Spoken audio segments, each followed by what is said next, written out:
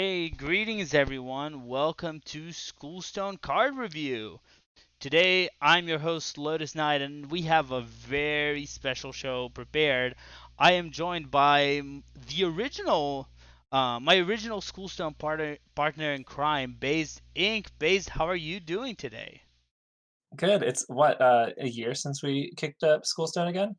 I think so. I think that's when it began. It's been a while. Yes, it has. How are you doing? I'm doing great. It's a little bit too hot here, but other than that, I'm doing fine. Okay, Um, bragging much. um, right next to base on the blue corner, we have the person who's in 50% of THL shows right now, Ron Mexico. Ron, how are you doing? Hey, what's up? I heard there was a THL related stream, so I came running. I'm excited to be a part of this and looking forward to talking about some new cards. Should be fun. Yeah. And to finalize our squad for today, he won Legacy, won Hero, always just in time. Justin is here. Hey, Justin. Hey, glad to be here. Time to get some things wrong for a change. Yeah, I don't think you'll get that many things wrong, but we'll see. We'll see. We'll see. I had the pleasure slash very big advantage of filling out my picks before everyone else. So in hindsight, I did a lot of safe options. That's true. So I think some of the other people have more spicier takes, which is honestly probably better. But whatever. I think everyone did some pretty fun, hot, and some spicy takes. So there's Okay. going to be a lot to see, and at least that's how I'm feeling. Um, so the way this is going to work, we're going to start the card review by looking at our cards according to three different categories, and each of us will present two cards that we think fit this category. Then, after looking at the categories, which are the Dardar card, the Aeon card, and the Tonk card, we're going to look at five questions that we have decided were interesting cards or interesting questions for the next expansion. And we're going to end by opening to chat. So if you have any questions, it will bring the time to bring it on.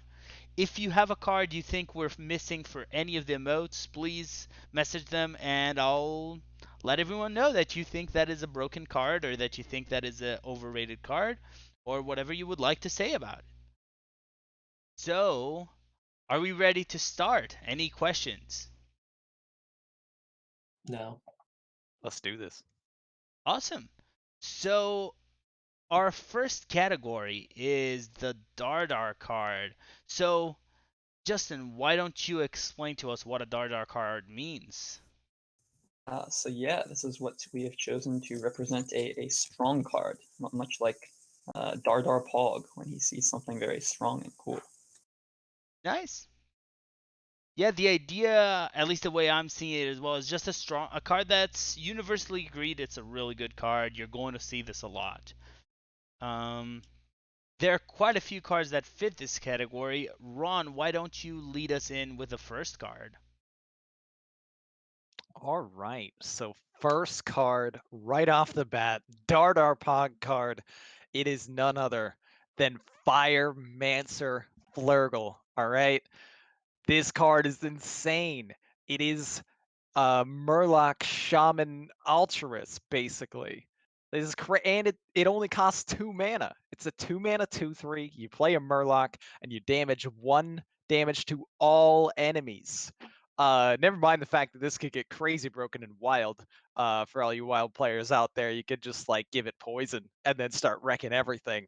Um, but there's a lot of really good Murlocs that are coming out in this expansion, and a lot of cheap ones. You can just maybe save them up with Flurgle and go nuts, or just play Flurgle as a tempo card, and then people are very afraid of it and they need to deal with it right away.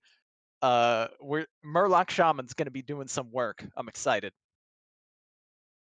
Yeah. Now I'll open it for everyone else. What are your opinions on Firemancer Flurgle? Justin, do you want to go next? Yeah, I feel like Murloc Shaman will be a deck. I'm not convinced how great it will be. It feels like Shaman didn't have any card draw previously, and it still kind of doesn't. So it's cool because Murlocs historically have been very like you stick the board and win early, or you don't. So Flurgle is great because it allows for reactive play, just like the new card. There's another one that is like the carpet of Murlocs. So these cards Sure. are opening up like a new avenue of reactive play for Murlocs. The problem is it just doesn't seem like there's enough value there that once you already have these new 1-drops and 2-drops down, that you still have stuff in your hand to be able to play reactively like that. So I'm not sure it will quite, like Altruist without Skull's a lot worse of a card. Not quite sure I'd buy the Flurgle as strong card that should impact the meta. Although if it does, I'll be very excited. That sounds like unsubstantiated Murloc hate, and to that all I have to say to you is nothing can stop us. Okay. Baze, do you have anything to add? No, I'm with Justin here. The card's good, but we need draw. Once Murloc Shaman gets some draw, now we're talking. Yeah, I'm a little bit in the same camp, but you know what has Hold like draw? Oracle. I think draw is coming to Paladin with the new 1-mana 1/1 card, Ninth of Anointment. This is just so good. It's Town Crier. Yeah, it's a 1/1 instead of a 1/2, but it's Town Crier. Town Crier was ridiculous, and this card is super ridiculous. I can't see a world where most Paladin decks try not to fit this card. It's going to be everywhere. Um, what do you all think? Ron, any thoughts here? I gotta agree on this one. Any kind of tutored draw is usually good. You can decide on exactly what holy spells you want to run in your deck to make this even better potentially. But just like it should have a home in most Paladin decks because most Paladin decks should be running at least one holy spell. We already know all the Librams are holy spells, so this is draw any Libram in your deck, and that's really good. Yeah. Yeah. Uh, Just to add on to that, remember remember when we ran Novice Engineer in Paladin? Oh wait, that was literally this past expansion, and this is just that, but 1 mana less. Okay, yeah. I think we ran. I Yeah. mean, we also ran Novice because it was drawn from Pride, which Sure, is rotating, first. but the points remains, yeah. Paladin's losing Blessing of Wisdom as well, so you can't draw from crabs on that. Salets is gone. Novice isn't in the core set anymore, only loot remains. It needs card draw, it'll run this. Mhm. As for our next card, Based, why don't you tell us your first card? All right, I got Void Flare. Priest is, I think, going to start building around this. You know, we've seen a lot of these cards that care about spells in your hand, but none that quite, wipe out a board. Like, this is a cheaper Dynamatic that's, asymmetrical. Like, this is how we're going to be building Priest. Like, we had reasons to generate a bunch of spells just because we could, but now we have ways to take advantage of it and push a board advantage. So I think that we're going to start seeing Priest use this and build decks with this in mind. Yeah, before we talk about this card, I also want to take this time to ask a more general question of the state of Priest. This is actually the only Priest card we're discussing today. So, how do you feel about the state of Priest coming into the new expansion? I feel like we're a little pressed for stuff like either we're looking for like a Cthulhu win condition without draw, or we're just generating tons and tons of stuff off of Sethic with a bunch of removed targeting spells. So it feels like it's going to be in a rough spot. We got some really cool board control tools, but they're all a little conditional. So it's going to be interesting to see how that plays out. I know Hockey Boys was really high on the 3-mana lifesteal spell that's similar to this Mm-hmm. because if you heal for all of them, you can play Flesh Giant on curve for 4 mana following that up. So that actually seems kind of strong, but we'll have to see what some more priest-minded players come up with. I'm not a priest player, but this card does excite me. Sure. Justin, anything you would like to add here?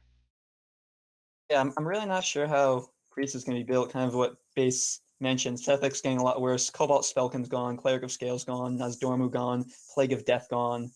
So just a lot of the Galakron gone. A lot of their tools Right. they've used to outvalue people to keep this full hand size. are just gone. So certainly you can still do crazy stuff with Sethek. It's gonna be a little harder. I wouldn't be surprised if we see like the Alusha Priest become more of a thing, because that might just be the best avenue that you can build towards. I don't know. I assume Sure. some crazy high legend French player will figure it out and still beat Control Warriors with it, but it seems like a lot less obvious how it's gonna play out this time around. hmm Ron, any general thoughts on Priest? I'm sure you're happy that everyone's not too sure about Priest status. Oh yeah, it's not bad. Uh, just wake me up when they give some Shadow Priest support. Well, we do have Shadow Form coming back. Yeah, we need more support to that, and then I can start playing some Priest. But until then, move along. Next class. That is fair. All I will add is Elucia is a broken card. It's just plain broken. So I think that might be enough for Priest to still exist in the meta, but that can definitely be a bigger discussion, and I think we'll get to Elucia maybe later. But this says, I think it says a lot about the state and the role of Priest in the current meta. That being said, Justin, why don't you bring your first card in? Yeah, so I guess I could talk about both of them at a time because I feel like they're quite Yeah, linked. that's what I was going to The, suggest next. the two OP rogue cards that everyone knows is OP. I didn't go for originality here, but Efficient Octobot and Field Contract. What, we have a 2-mana 1/4. If you slam this on curve, like you're always going to get the Frenzy triggered unless your opponent is using probably more mana than you spent on it to remove it to deal 4 damage to it on like turn 2 or 3. And if it triggers, like, holy crap, that's Thorison at common on 2. That seems really good. If we draw it later in the game, it's not dead either, because then we will probably have more cards in hand then, and we'll be able to self-trigger if there's any concerns about our opponent not letting it trigger. And of course, because of synergies with Field Contract, we're going to be drawing tons of cards. We're probably playing Penflinger, which looks to be Field Contract's best friend. So we can use that to trigger our Efficient Octobot as well if it's later in the game. This deck just seems like Field Contact Agent PW is playing on the chat. Thank you for the correction. I didn't ask. I don't care. Yeah. We have 3-mana gadget back. The only question is what's Rogue's win condition going to be, because essentially it seems like it can cycle through its entire deck for free, basically. So I've heard people talking about maybe Cthulhu Rogue makes a return, especially because you can discount it with Efficient Octobot. You can easily turn 8 Cthulhu someone in Standard and Shadow Step if you somehow need more cards. But it also could just be that you run Kazakis and Jandis, and now you have 2 copies of Jandis to just Jandis plus Step people with, because Kazakis seems pretty nutty.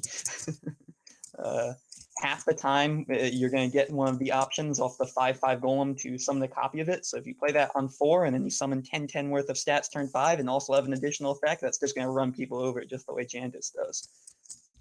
So I'm really not sure how the deck's going to be built. Sorry, I've rambled on a lot here, but if you have those No, two that's fine. cards, you can slap whatever bad finisher you need on top of them, and you'll probably win games. Sure. Since we're in this point, I think it's a natural question to ask about what do you think the rogue state is going to be for this um, meta? So is this enough to propel rogue, or are the losses a lot? Because as you said, rogue doesn't really have any late game. There's nothing.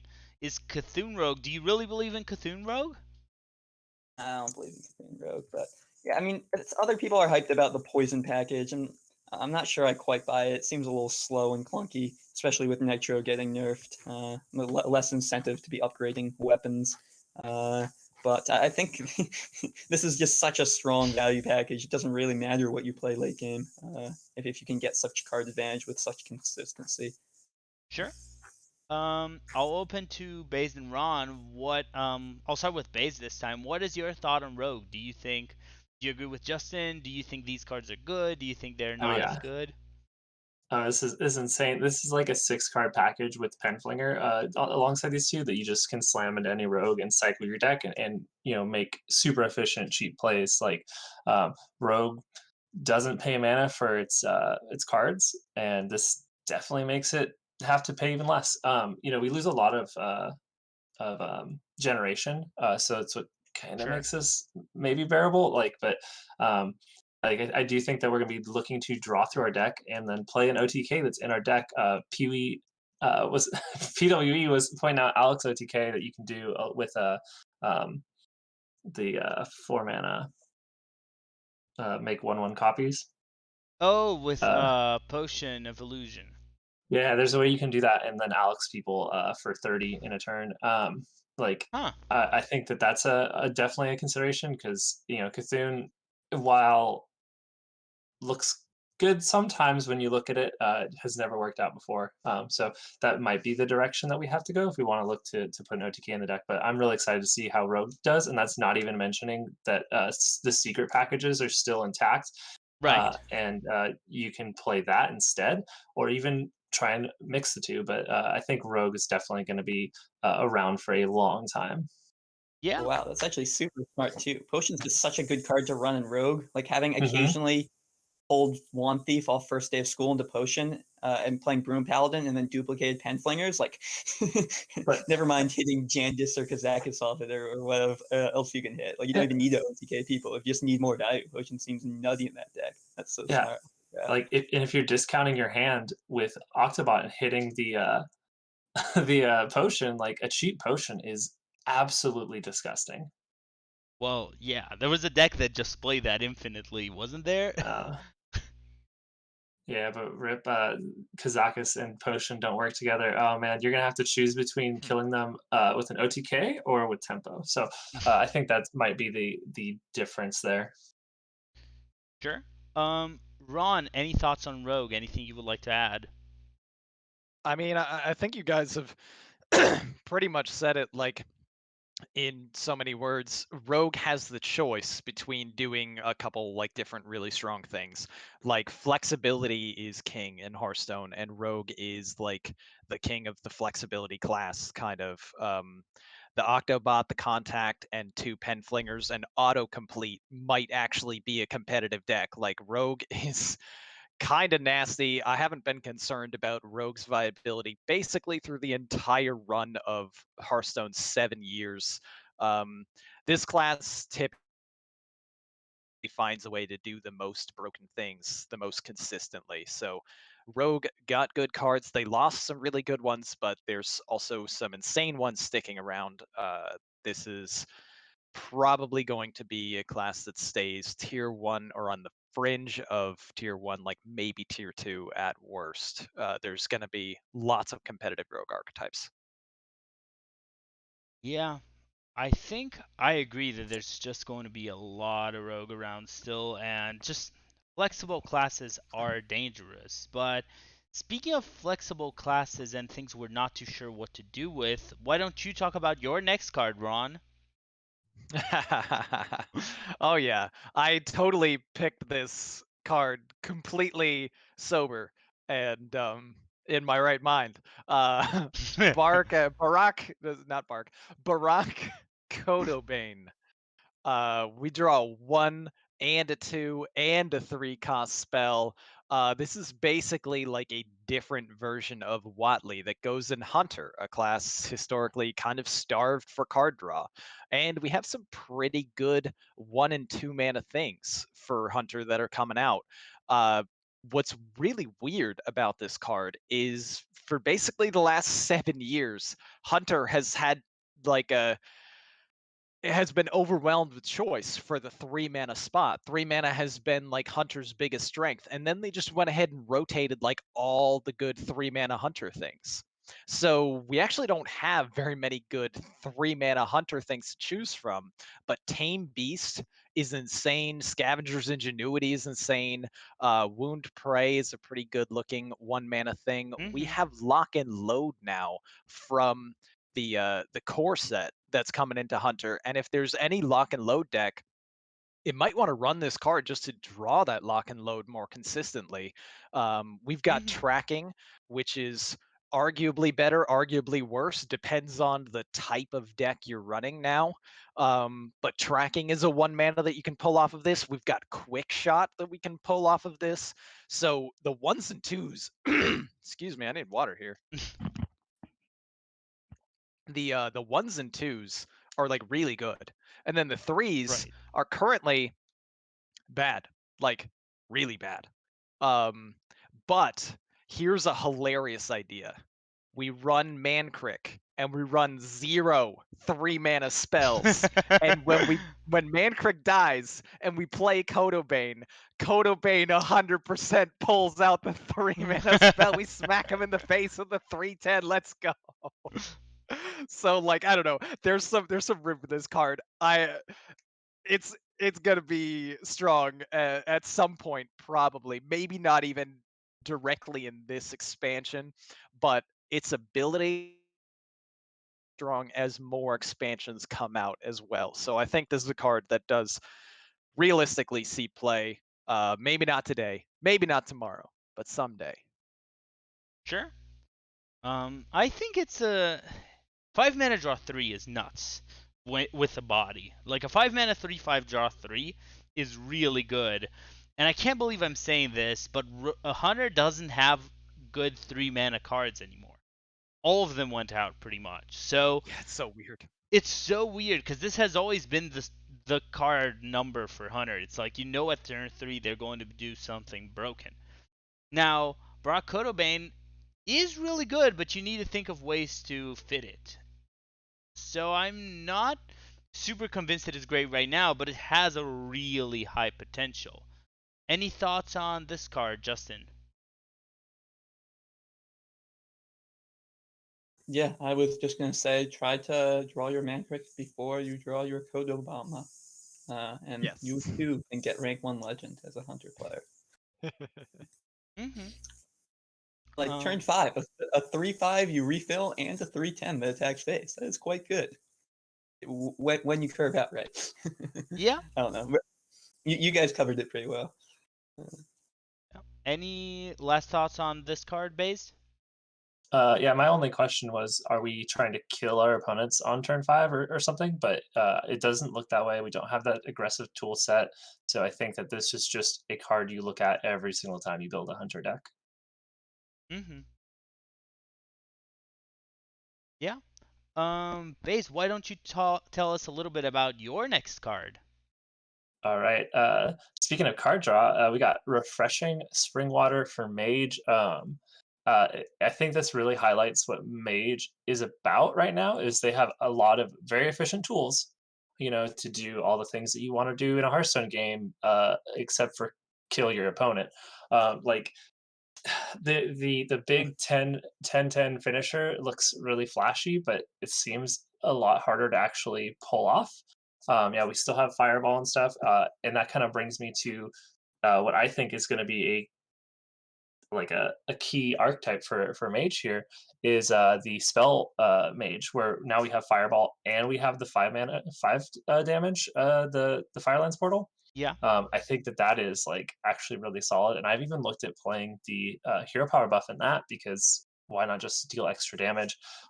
So it's just gonna be a question of how does that deal with boards, because we're gonna have the cycle, we're gonna have the damage to finish games, and it's always a little surprising how many minions you're able to have, especially when we have studies and we have the 1 mana gain 3 mage minions. Like, I think that this card is really going to push that deck into play, and just see play in all sorts of mages.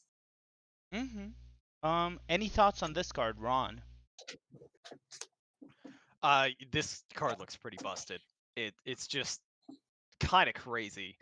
You can run a primarily spell heavy deck for mage and increase your chances of this being a 0 mana draw too, which is really nasty. Or, Mm-hmm. um, like even just if you whatever minions you are running, they're probably going to be like pretty high impact or relevant to your deck. So you won't even be disappointed if you hit like one or both minions off of this draw, because you're like, oh, okay, well now I have like the 2 out of the 5 minions that I put in my deck or something. Um, there's a lot of good stuff that creates and supports spell mage things. So I think this card has a home in almost every mage deck, and you can find a way to build it to where it can be really, really strong. At its worst, it's 1 mana more for Arcane Intellect, and you still run Arcane Intellect in lots of mage decks, and it probably won't hit that at its worst point all Hmm. that often. Yeah. Justin, anything you would like to add? Yeah.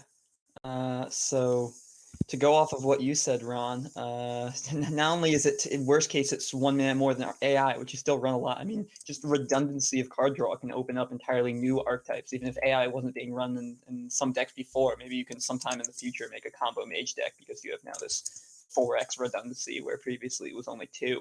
And I mean, hey, I think I agree with Base that the most legit mage deck this expansion may be Spell Mage, just because Mage isn't looking all that hot. But Pot of Greed, that's a pretty big buff to that deck, There you especially go. when you often play like Cthulhu as a burst finisher there to cycle through and find that quicker. Seems all quite good. The other thing I noticed about Mage of her idea of running the 2 mana hero power buff, there's only 31 minions right now in Mage. Well, I say only, that's still a decent amount, but pretty low compared to other classes and compared to most other times in the release cycle. So you have just under a 1 in 10 chance of off of Encanters, not Encanters, the 1 mana Discover 3 in Spell Mage. You have just under a 1 in 10 chance of pulling Mordresh Fire Eye. So that's something that's actually going to happen Yeah. pretty frequently.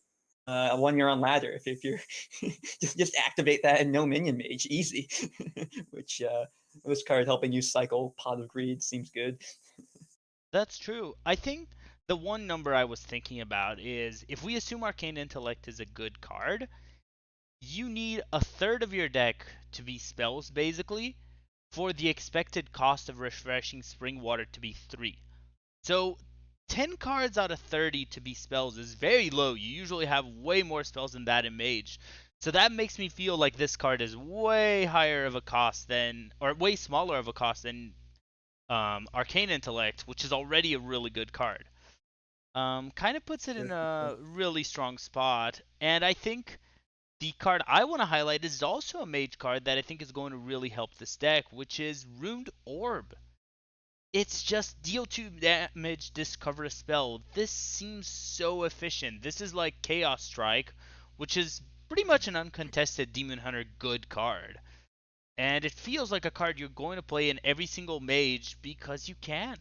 You can just deal 2 damage, discover a spell. It's so efficient. And if you're playing Refreshing Spring Water, this increases your chance that you get your card.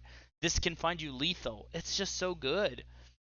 Since Baze was talking about mage spells, do you have any thought about Rune Orb? It's not flashy, but like you're just gonna play it in almost every mage. Like it's just fine. It's very efficient. It can 2-for-1 things. It can go face and it maybe discover more burn if you're like looking to end the game right now. If you're running spell damage, it's just a fine card. Yeah. Ron, anything you want to say about Rune Orb? Yeah, this reminds me a whole lot of it's probably an Ungoro card, Primordial Glyph. Yes. Um, you ran the 2 mana Discover a Spell, reduce its cost.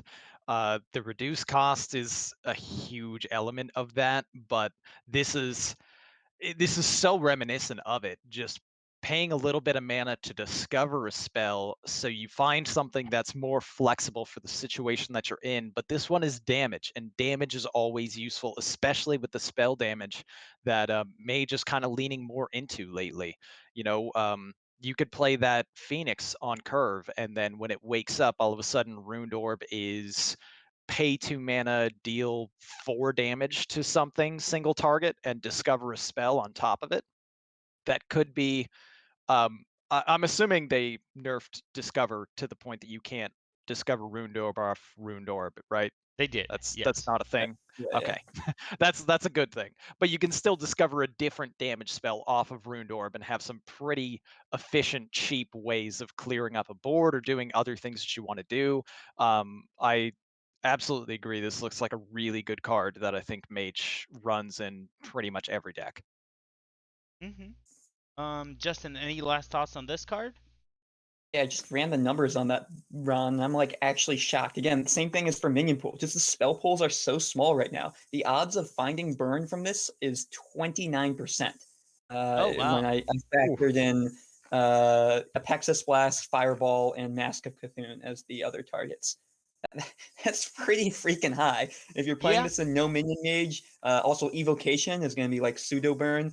You would love to see like font of power as well, or if you play this on 2 to like remove an opponent's early minion, if you get your encanters flow, if you haven't drawn that yet, would be quite great. Like you're going to get a really quality option quite frequently. This card seems great. Again, I have doubts about how good the mage class will be, but there'll probably be at least one deck that sees play, and I'm pretty sure it will have 2 ruined orbs in it. Oh my god, how did I forget? Ruined Orb doesn't say like to a minion. This No, spell can it's also face. just go face. It's Yeah, arcane breath, we but could just not burn him down conditional. with And this it's too. Oh so my god. Yeah. the card's nuts. Um. So this is it for our Dardar cards. We had one submission, and I'm not going to name it now because we'll talk about that card later.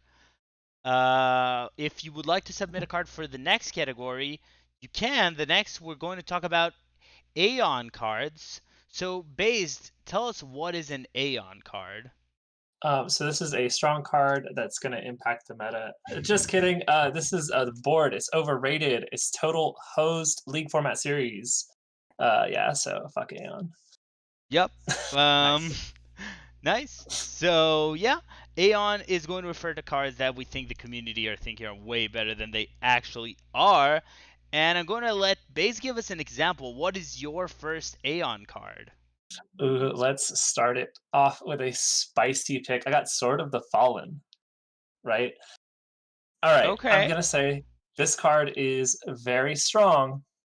I think this deck is not going to happen right now. Like, all right, there's two paths I think this takes. Either we have to play this and we have to hit our secrets off of this, because Paladin doesn't. It got like one insane card draw, but it's still not. It's not getting two cards off of any of its draw. It's not going up in resources. And this is like its only way to realistically do so. So either you're gonna play this and you're gonna draw your secrets and you're gonna get mad and you're gonna hate this deck and it's not gonna work like you hope, or this card is just going to absolutely blow it out. But like I don't think it's just this undoubtable. We use the coin concede hero power rankings to kind of look, and it's like the ninth overall card. Like it just doesn't have that obvious consistency.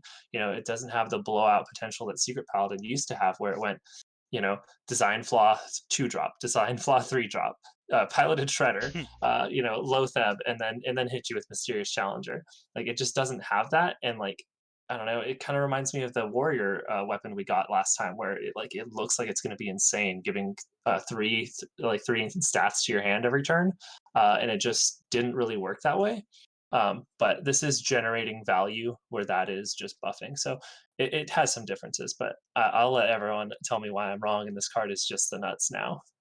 Sure. Justin, would you like to go next?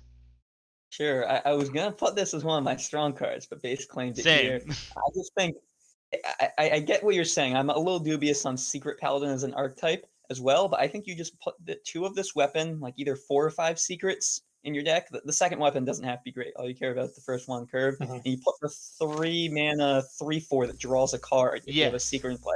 You run that 9 card package in every Paladin deck this expansion, I think. Like Yeah. Broom Paladin is losing Salets. This is like pseudo card draw. We're deck thinging. We're putting stuff in play. And the Paladin secrets are better than they used to be. Especially the new Rat Trap is actually tempo. So Broom Paladin was a thing this past expansion. It's getting definitely a bit worse. But a lot of things are getting a bit worse. I think it will still be a playable deck, and I think it will run this card as like a sub package. And that's never mind whatever other Paladin deck you can come up with. Obviously, this is even better. And if you make an aggressive Paladin or a dude Paladin or even the secret Paladin that they seem to be pushing. Yeah. I think Maybe you're right though that 9 is too high if it's just like pulling a supporting role. But I think this card will definitely see a lot of play. I think that eventually it has to see play because it's just insane. I just don't know if it can right now, because like if you draw secrets, what do? Like you're not refilling your hand. True. Yeah. true. Hopefully, just don't draw them. Yeah, I guess yeah, my last note is that I trust Cora and Cora designed this card. So yeah. All right, must that's be fair. That's fair. Yeah. Ron, any thoughts on this one? I mean, I've pretty much think it's not really as strong as people are saying it is. Also, I kind of have to agree with Based a little bit on this. There are some good secrets, but Secret Paladin without Mysterious Challenger is not good. It just doesn't really ever do anything all that good. Mysterious Challenger was insane. If you can't get them all out like at once, then I don't know. Maybe I was spoiled by that card and its existence. I started playing Hearthstone and TGT, and I was like, "Oh my god, this is insane." And then it came back like once, very briefly, and I'm like, "Oh my god, this is insane again." And once it left, is like, "Yeah, Paladins and Secrets, pretty underwhelming. Um, maybe this is okay. Maybe this is decent." But I feel like the times that you brick because you have actually Paladin Secrets in your deck and you draw them, you're going to be sad. It probably just doesn't make for like any kind of meta tyrant like people might think it could be. I think I agree with Justin that it won't be Secret Paladin, but there's going to be a mid-range deck with this weapon and the 3/4 being huge parts of it. But speaking of cards that I think really aren't as good as people hype it to be, I'm going to put a really interesting one. I think Tamsin Rome is actually bad. And now, yes, getting free copies of spells is insane, but there's nothing good to combo with it. I looked at the list of cards. The only cards that I would think of are Mortal Coil and Siphon Soul and the 2 mana deal 2 heal 2, but I don't think that's enough to make it work. I just don't think it gives you enough winning potential, and I don't think it wins the game. I think this card is not as good just because of that. And yeah, Drain Soul is penance, but is an additional copy of it for 3 mana 1/3 enough? I think it's just too expensive. You're playing 3 mana 1/3 to get one extra penance. I don't see it happening. Um, I'll open for thoughts. Baze, what do you think of this one? Base said she's gonna be right back. She's Yeah, crashing. you, She is back. Oh, I missed sorry. everything I you didn't see said. that. Perfect. So you said that this card is good, right? I said And this not card just. is way overrated because it doesn't generate Ooh, enough good stuff. I mean, honestly, if I hit just new penance, I am like mm, excited about this. Yeah, like there's a lot that you can do, and I really don't need to hit more than one decent card to want to play this. I think that you just play this. It's not going to be flashy, but like I think that sometime somewhere down the line, it's going to make some weird OTK where like the turn before you set up a bunch of your shadow spells and make them 0, hold on to them, and then kill your opponent with like a couple combinations to cheat mana later. Sure. But Yeah. Let's see. Ron, do you have any thoughts on this one? Oh yeah, we're missing out on that sweet deck of chaos synergy. We can swap the cost, 0 mana, swap them back. Nobody's gonna see it coming. Um, but for real, like I think this card is maybe properly rated. I think it can be really good, and I think as the expansions go on, it has the potential to be even better. So Oh, when we sure. look at this card, um, it it's the same kind of opinion I have with Barack Kodobane, where I think it could be pretty good as something that gets featured and people try to exploit its effect a little bit with some of the cards right now. And next expansion and the following expansion, it can potentially be really broken. So it's a card to always keep an eye on, but I don't think it's going to be impressive this expansion. So I don't know. It's kind of like straddling the line between do I agree with you that it's overrated by the community or is properly rated? Right. I'm up in the air about it. Sure. Um, what do you think, Justin? Any thoughts to add? Yeah, I was just gonna note that the two spells that I think you want most with this, in addition to Drain Soul and New Penance, would be School Spirits and Hysteria. School Spirits is 6 mana, 2-card combo. You're just AoEing the board for 4 and shuffling 4 fragments into your deck. That seems pretty decent. And then Hysteria as well, just is such a strong card. Getting that, you probably won't play the second copy immediately, but just saving it for 0 could set up a big swing turn sometime in the future. I kind of gonna toe the fence on this one, kind of like like Ron of go. This will probably see play in Control Warlock decks because Control Warlock like running shadow spells. I'm not quite sure if Control Warlock will see play. It was getting hyped up in like the pre-expansion streams though, especially since like Priest and some of the Control Warriors are losing stuff. It might just be the go-to control class. I'm not sure, but yeah, Sure. I think I'd agree with you. Overall, it might be a little overrated. It doesn't seem like when I hear the theory crafts bit talking about like siphon soul and twisting nether. No, that's not how you're gonna use the card. No. It's just gonna be like a decent filler. Right. Why don't you tell us about your first Aeon card, Justin? Yeah, sure. So which one would that be? That is your Hunter one. Hunter. Okay, yes. So I am going after everyone's favorite mechanic, Sunscale Raptor, which many people are hyped about being combined with Dire Frenzy or just general the inevitability of summoning larger and larger men for 1 mana. It just seems like it scales really slow. I mean, we now know that it was during most of the time during dev cycle, it was only +1/+1. So they last minute buffed this because it was so weak. I think the text barely matters at all. It's a dire mole, which of course historically has been strong in aggro decks, but Hunter kind of doesn't have the tools alongside it to really make it work right now. A lot of the Hunter's package that's kind of, it seems strong, seems more reactive. Dire Mole was also a lot better in Hunter when it had Crackling Razor Maul alongside it. Right. I don't think this is a bad card, but it's being rated number 11 out of 135, which again just strikes me as like a build around like Sword of the Fallen or like Rome, when this is just kind of a vanilla minion you slam down. No, I'm sorry. I do not want to draw a 1 mana 3/4 on turn 8. That's a low average quality in my Yeah. deck. I want to draw my finishers. Like the text is, I feel like, is a downside as much as it is, as often as it is an upside. And playing Dire Frenzy on it just seems like such the meme.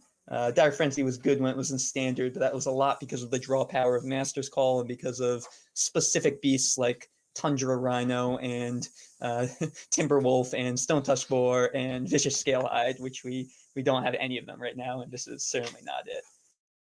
Right. So, So you already talked about it a little bit, but tell me a little bit about what you think is the state of Hunter for the next expansion.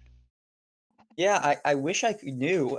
Like Hunter has been so easy the past 2 years. It feels like to build. If they just only had very proactive, aggressive archetypes that were all about just, hey, what's the most tempo I can put in play for the early turns, and then what's the best finishers I can run later.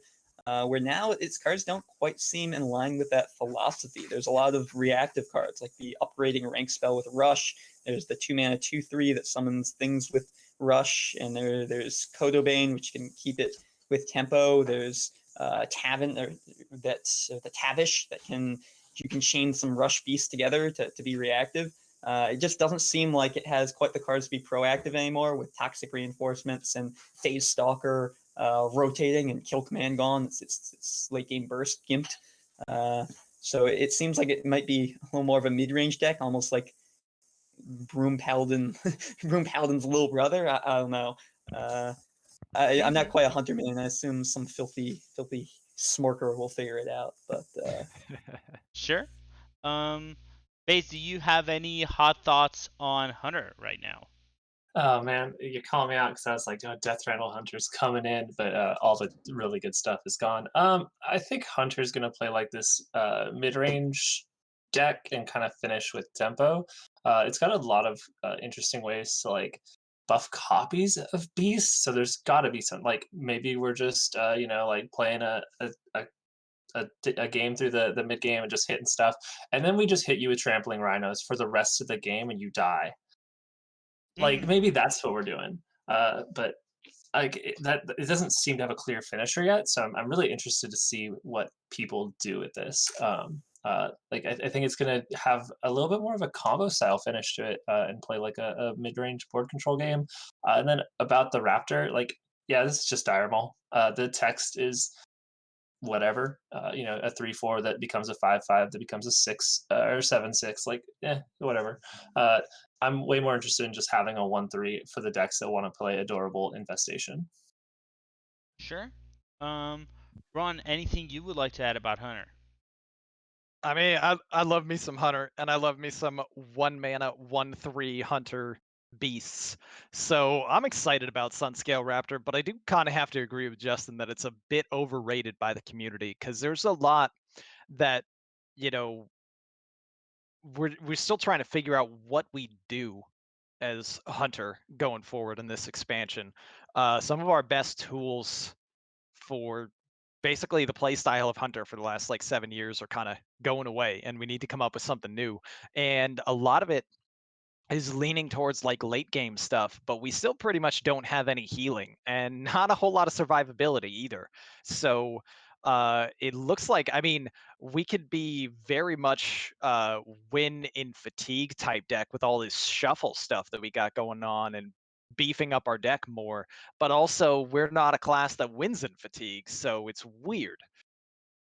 Right. Like Raptor's good, we want to play a 1 mana 1/3 on turn 1 and try to keep going on curve. Generally, it's definitely, I don't think, going to be a bad card, but its ability can have a really bad downside where you draw this late game and you don't want to. Um I'm looking at, things that we can do.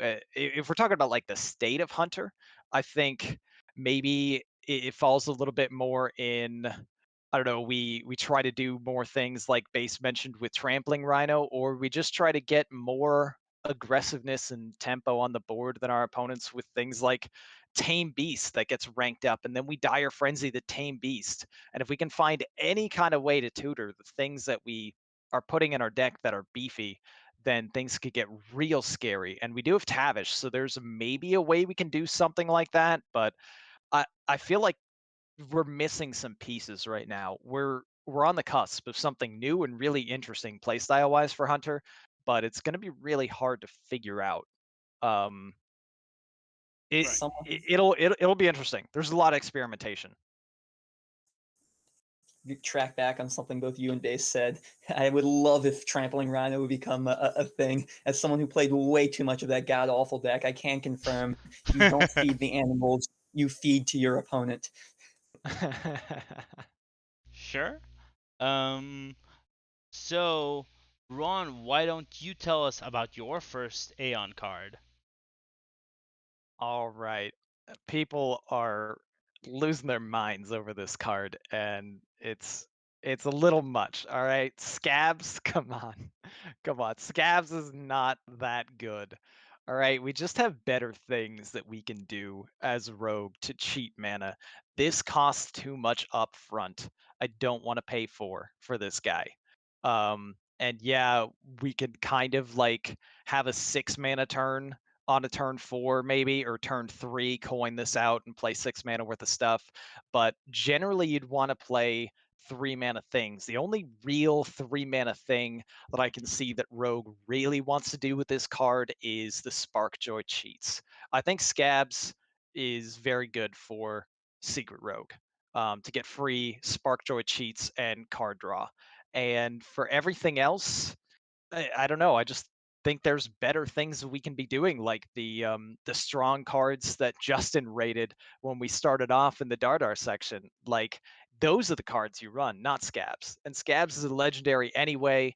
Um, the impactful rogue legendaries of the past are like Edwin, and Jandis Barov. Like that, the whole Barov family is actually kind of problematic, but like that's a card that makes sense to include as a Mm-hmm.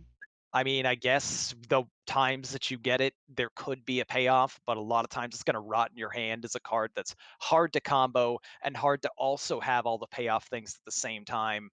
Um, it can be pretty nutty, but it's definitely, I think, being highly overrated right now. Sure. Base, do you want to talk about scabs? I know you were having interesting arguments with Hat about that one. Oh yeah. So I was like super high up on this when it first came out. I was like, oh, it's just a clunkier, bigger Foxy fraud. Like that's cool. But here is like probably what I think is not focused on is like we're not generating cards like we used to in Rogue. Mm-hmm.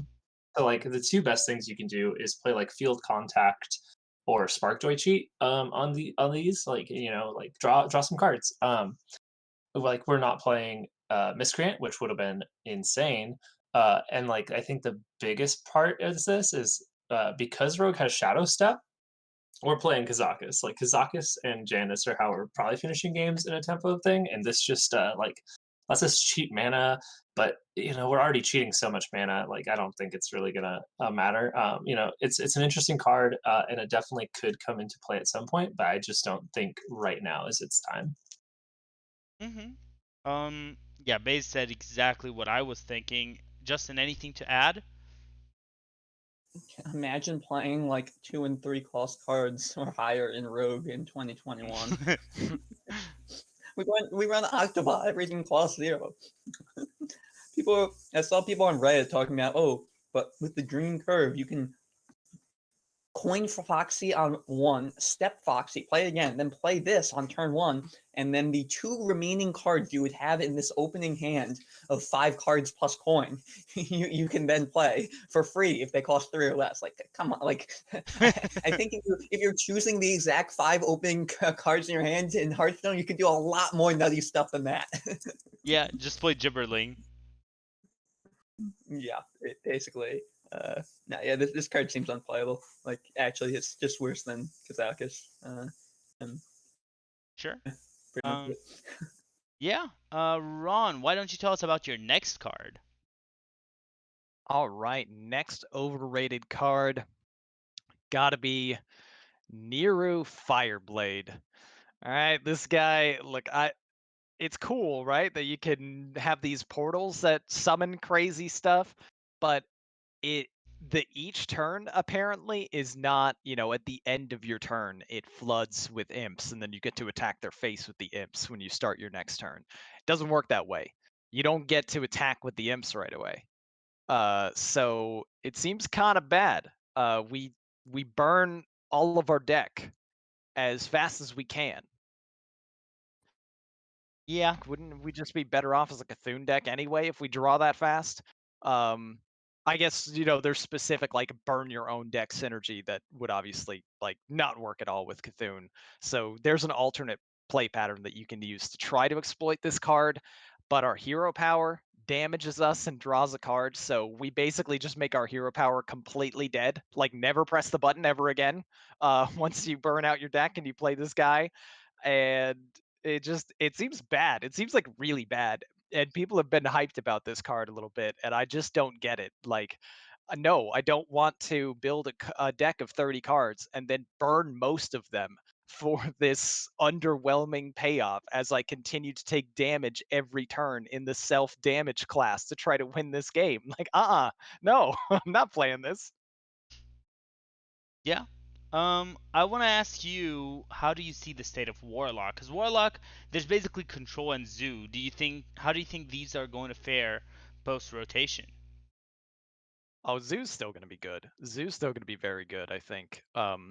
Any deck that has self damage effects and Dark Glare and Flesh Giant is going to be scary, and you still run double broom. So Zoo, I don't think is going anywhere. And Control Warlock has Hysteria, and they have more stuff like Tamsin Rome maybe enables more of like the Control Warlock too, where you get more Hysterias back from this, among other things. And I think Control Warlock is probably a little bit worse than Zoo for sure, but I think both of them would be reasonably competitive. Yeah. Is Yeah, Darkglare stays, right? Yeah, Yeah. Darkglare stays. Um. So since Yes, Baze is commenting on this, Baze, how do you feel about this answer?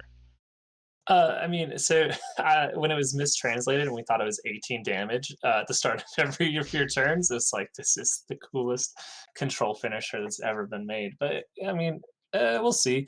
Um, I don't think it'll last, but like in a control mirror, like it doesn't have a way to kill you, which is kind of a common thing for control decks, which probably means they just won't see play. This is a way to kill your opponent, but we'll see. I don't think you'll ever destroy your deck on purpose to like turbo this. But for Warlock, we'll definitely see Zoo. Dark Lair is insane. They got a couple really strong new Zoo tools, and then I do think Control Warlock will exist. Like Tamsin's very strong. We can win with just infinite primes if we really want. And this soul package is just very good. Like I think that that's gonna be solid. And then RoboCats wants to know about the caravan. We'll talk about caravans later, but like they're strong payoff, but they have to impact the board or draw you resources, or they're just never gonna work and be worth protecting. But like the overall, they're gonna be. Yeah, the zoo one is probably one of the best caravans, but still not very good. Sure. Justin, any thoughts on Warlock? Uh, yeah, I think you guys summed it up well. I would be shocked if there's a playable control warlock in a zoo right now. Niru, I think, goes in neither. It's awful. Yeah. Though to be fair, I think the community has, or at least the Coin and Seed ratings we're pulling from, has actually figured it out because they rated it 101st out of 135. But I would agree with Ron that probably that is even still too Exactly. high. That's my point. It's overrated. It should be like 134. 130, Yeah, yeah. 130 maybe. Yeah. We'll put all the caravans down on the bottom. um. Yeah. I'm going to bring us another interesting legendary though, since we're talking a lot about them. I actually think Cannon Master Smithy is bad. Now, I think the weapon is good, but losing your secrets sounds awful. It's like you're spending 1 mana per 3/3, and you're playing a 5 mana guy that steals your secrets, and then Aggro Rogue hits you in the face and you're dead. I don't know. This doesn't feel good enough to me. It's just a 5 mana 4/4 that summons a few 3/3 with Death Rattle. That's just not enough. So I think this is going to be pretty mediocre, even though I do think Paladin is left in such a great space. I think Paladin just has so many good cards already, and it's getting a good package with Sword of the Fallen that I don't actually think will feature Smithy that much. And so I think Paladin as a class is going to be fine, and Libram is just going to be everywhere still, and mid range is going to do pretty well. Well, since you were the one accusing Sword of the Fallen of being bad, Baze, I'm going to ask you, what do you think of Smithy and of the overall Paladin state? I think Paladin has some tools. I'm really actually mostly excited for the Dude Paladin. I think that's a kind of an underrated class or deck. It's got the 1 mana Yes. finisher that's either 6 or 9 damage, and it gets ways to buff all the ones you're going to be playing, and we're getting the 5 mana for 5, and we have the 3 mana for 5. So we have ways to just completely continue filling the board and threatening to push damage that way. But yeah, what's his name? Tamsin, or yeah, Smithy is interesting. I think it's a solid card, and I think if you hit 2 secrets, you're pretty happy. But again, Mm, I think that right now drawing the secrets is just too painful and might and is probably why you don't play it yet. sure. That's what I got for Paladin. Sure. Ron, any thoughts on Paladin and Smithy? Paladin as a whole, I think will be fine, but it's gonna take a lot to actually make people move away from Libram Paladin, I think. Sure. Um, you lose the prides, which is a big deal, but there's so much in that like Libram Paladin with the brooms and the penflingers that is just so insanely good that isn't leaving. Um, with this like secret focused version, it doesn't feel quite good enough. And this Cannon Master card, people compare it a lot to Petting Zoo, right? But it's just a much, much worse Petting Zoo because you still actually have the secrets on the board when the 3/3s get summoned. And sure, you killed the 3/3s and then they summon back. And I think it's kind of interesting, like the order in which you kill them. I guess each one is its own secret. So depending on which one you kill would be depending on which secret they get, which I feel like just enables your opponent to play around it even easier. Um, I don't know. I'm not sold on this card. I'm not sold on Secret Paladin in general. Maybe it'll become good in a later expansion, but I think it's probably too early, and we probably have better things. Yeah. Um, Justin, any Oh, thoughts? they can't see what's. Oh, okay. Nice. Thank you, Based. So your opponent can't actually see what Right. secret is in what minion. So at least there's that. That makes it a little bit stronger. Still not good enough, but Sure. that's a perk. Any thoughts on Paladin you would like to share, Justin? I think you guys summed it up pretty well. I guess the dream curve with Smithy would be like going Sword of Fallen on curve, maybe leaving some secrets up or saving a swing to do on 5. Because obviously, if you play on 2, it's 2, 3, 4, so it actually doesn't come out right. But if you draw any secrets, then Avenge is a holy secret, as is the new one in core, Reckoning. After an enemy minion deals 3 or more damage, destroy it. So if you're running either of those, and you'll probably be running Avenge just because we know historically strong, I'm not sure about the new one, you can discount them to 0 a turn before Smithy on 4 with Cariel Rome, because it discounts holy spells. And then you can play them together with Cannon Smithy on curve. Does that make it good? No, I agree. This seems like very similar to Petting Zoo in power level. It comes down later. It's slightly less conditional, I guess, because Paladin Secrets are cheaper and easier to get into play, but then they're not up while you do it. And Petting Zoo was like occasionally people even cut from Highlander Hunter, even though that deck runs a lot of secrets. It's just not the epitome of strength. Right. If there's a secret paladin, obviously this will see play. This is not like catapulting the archetype into relevance. And as I think we've seen before with cards like or with like Occult Conjurer or even Pangzu itself or like Scavenger's Ingenuity and Wolper Tinker. You just 3/3s are not as great as they used to be in Hearthstone. Like it'd be better to have one big thing sometimes and then spreading out the bodies that way. It just plays into a lot of removal at that cost. Uh, so, eh, I would agree with you overall. I think this is a good contender for overrated. Since this is rated as 23rd best card in the set. Yeah. So, I, Base, do you want to talk about your last card for this category? Yeah, I got another spicy one, but still probably not the spiciest pick that's coming up last. But I think Rancor is a little overhyped. The Warrior has gotten its own Holy Nova, and it's going to be getting a good amount of armor. It's definitely true, but like for the Consecration Holy Nova, like slot hasn't been really run a lot. Like Pure Paladin ran it, but there's no way Broom was ever going to run it, and like Holy Nova was really mostly running things like Highlander priests. Like that amount isn't quite there. And like yeah, you're gonna get a bunch of armor, you're gonna kill some things, but like the 4 mana slot for a warrior is gross.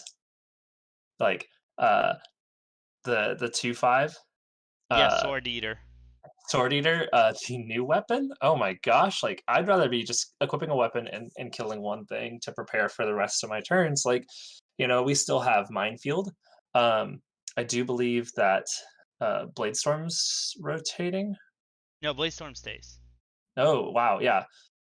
Like yeah, we have other things like and Pee Wee's saying Big Warrior, like sure it's a little bit better, but I think you definitely want to combine this with Barov. Like if your deck's not running Barov, you're probably not running this. Like we could be playing again the 3/3 weapon, or we could be playing 2/4 taunts in that same slot that we definitely want to. And so I just think that the spot it's in isn't really uh, gonna let it see as much play. If we do end up wanting to gain a ton of armor, we're definitely playing this. But right now, I just don't think that's where we're at. Sure. I think I agree. I think Rancor, it's just a little bit too slow, and it's such a contested slot. And I think both Minefield and the 3 mana Bladestorm are just so good for control. You don't need that much more. You can play Brawl if you really need to, which is way better than Rancor.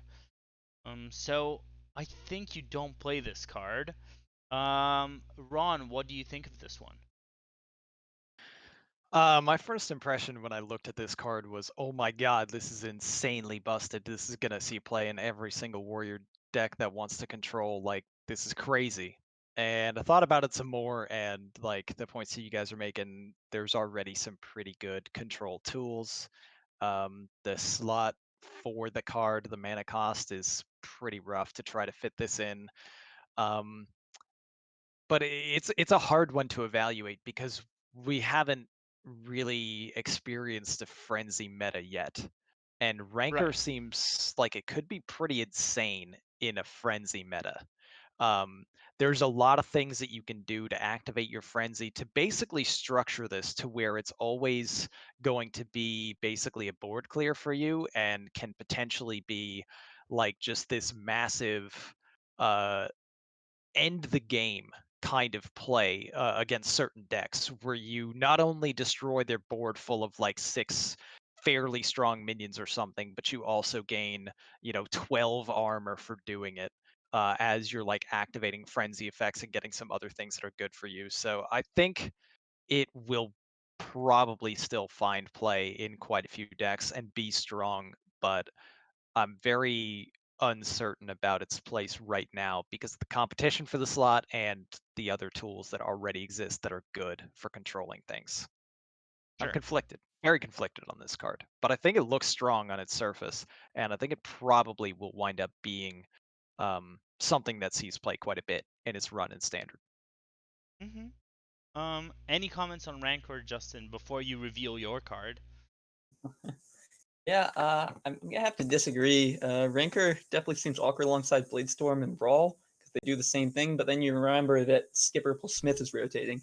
Uh, I definitely think Gibberling Druid's still gonna be a thing. And I've many times as Warrior been sad to slam down Sword Eater on 4 only to be met with a Glowfly the next turn and basically have to suicide this 2/5 and I just spent the turn 4 developing into a Brawl. I think this card may have a place. It's definitely a good point that you don't always want to play it on 4 though, because it does have stern competition there. I just think even late game it's fine. There will come a time in the game where you want to play this card, and mana to AoE for 2 and heal for a decent amount seems playable compared to Warrior's removal kit. I guess it depends on how control heavy you're getting, because some of the control warrior finishers are rotating with no more Skipper Smith to gain tons of armor for Silas plus plus Soulbound Ash Tongue plus Shield Slam, and obviously Merc is gone, so you can't ETC combo. But I still feel like this card's going to see play because it just seems powerful enough, and I think there'll be enough slots to devote to it. Sure. Do you Yeah. want to reveal your last card? Sure. Okay, so I guess kind of going in the vein of some of these is more, I definitely expect this will see play at some point, but it is Varden Dawn Grasp, the Frost Nova on a stick. So I say Frost Nova on a stick, and that's obviously insane. But when's the last time a mage deck ran Frost Nova? Uh, it's actually been quite a while. Spell Mage doesn't run it. Uh, Highlander Mage doesn't run it. Spell Damage Mage doesn't run it. And this is the number sixth card overall in the set. When I think of 6, when I think of like top 10, year 5, I think of like a archetype defining power level, like tier 1 decks. Like you're going to see it all over. When we haven't run Frost Nova in forever. Obviously, this is so much better than Frost Nova. But the last time Frost Nova saw play was in like pre-nerf CC Giants Mage, where you just need a swing turn to let your Giants swing face or survive to CC them. When we look at the rest of the Mage set right now, kind of what we talked about before, it just seems kind of lacking direction. Nova's gone as well. Blizzard is gone. So obviously, AoE freeze effects have self synergy. The more turns you can stall. This is really the only one left. It just doesn't seem like there's a home for it right now. And if you're rating the card, it's the 6th best in expansion. I would expect it to be strong enough to make a home, to have it see play. Where I really wouldn't be shocked if this card just is very low play rate in the meta, because it's a very niche card that is strong in a particular type of deck that doesn't seem to exist right now. Sure.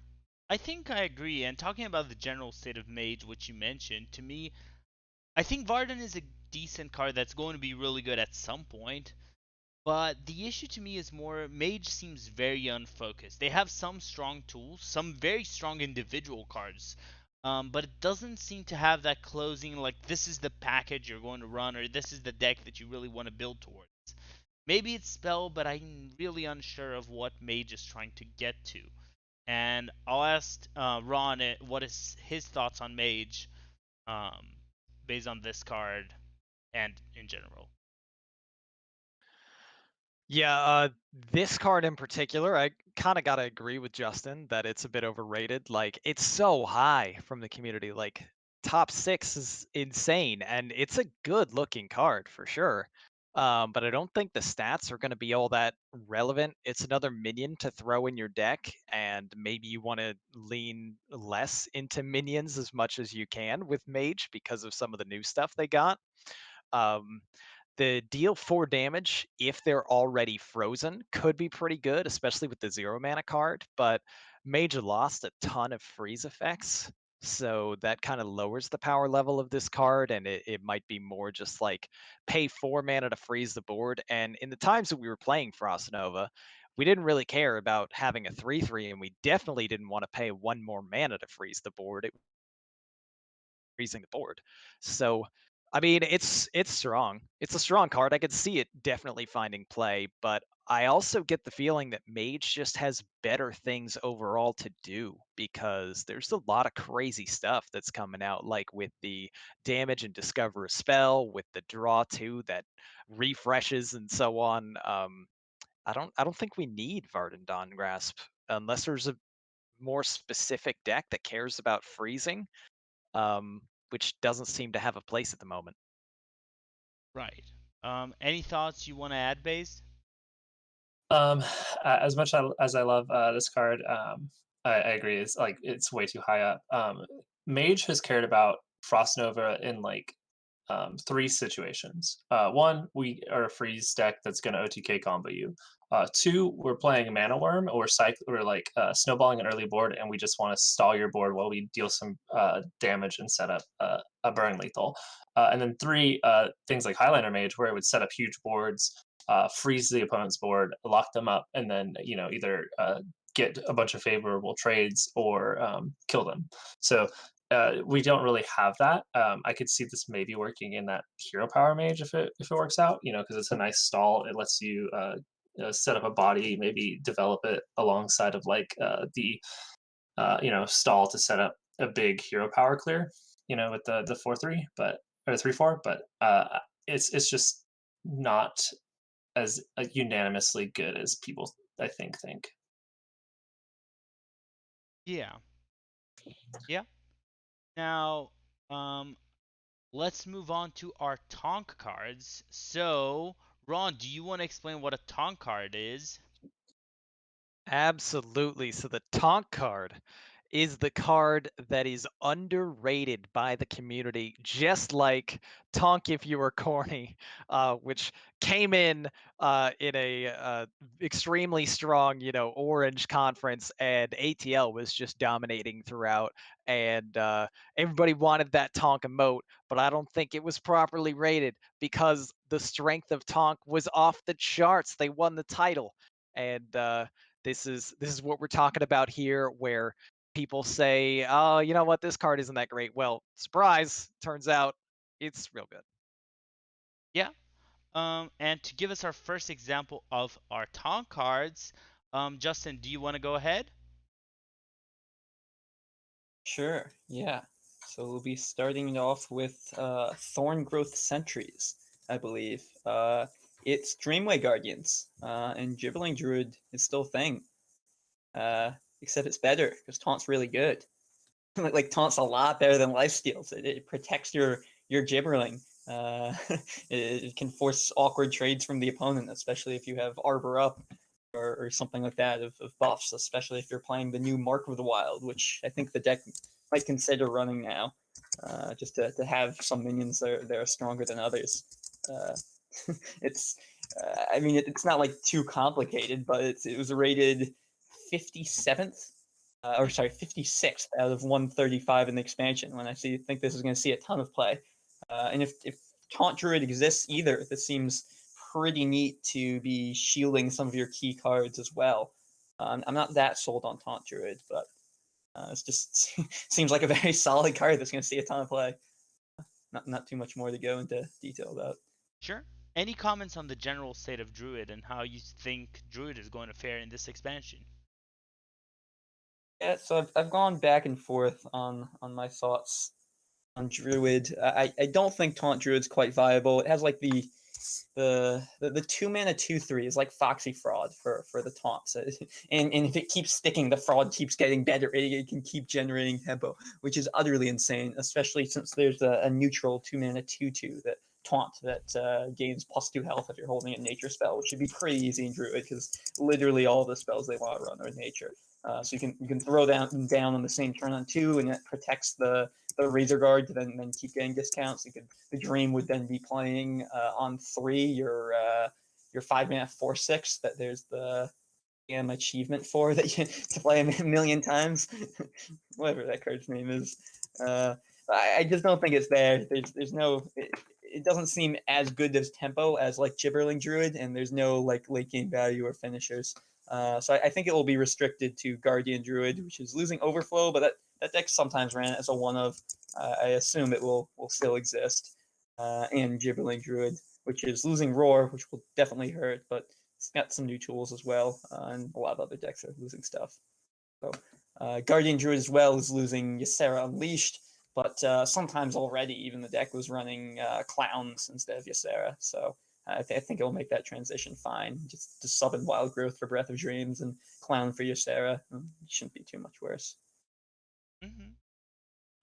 Based, how do you But feel you about know, Druid and Thorn Growth Sentries? Okay. So Thorngrowth Sentries is just like it's a card you can always consider. Druid itself, I think, is really interesting. I think that we're going to see like the taunt thing is whatever. The 2/3 is the Foxy is kind of interesting. But yeah, the Guff is absolutely crazy. It's going to make token decks pretty absurd, especially when they have those miracle turns where they're just buffing their board like crazy. Because again, everything they want to play is nature. But I think like the thing we're not talking about in Druid that we probably should have is alignment.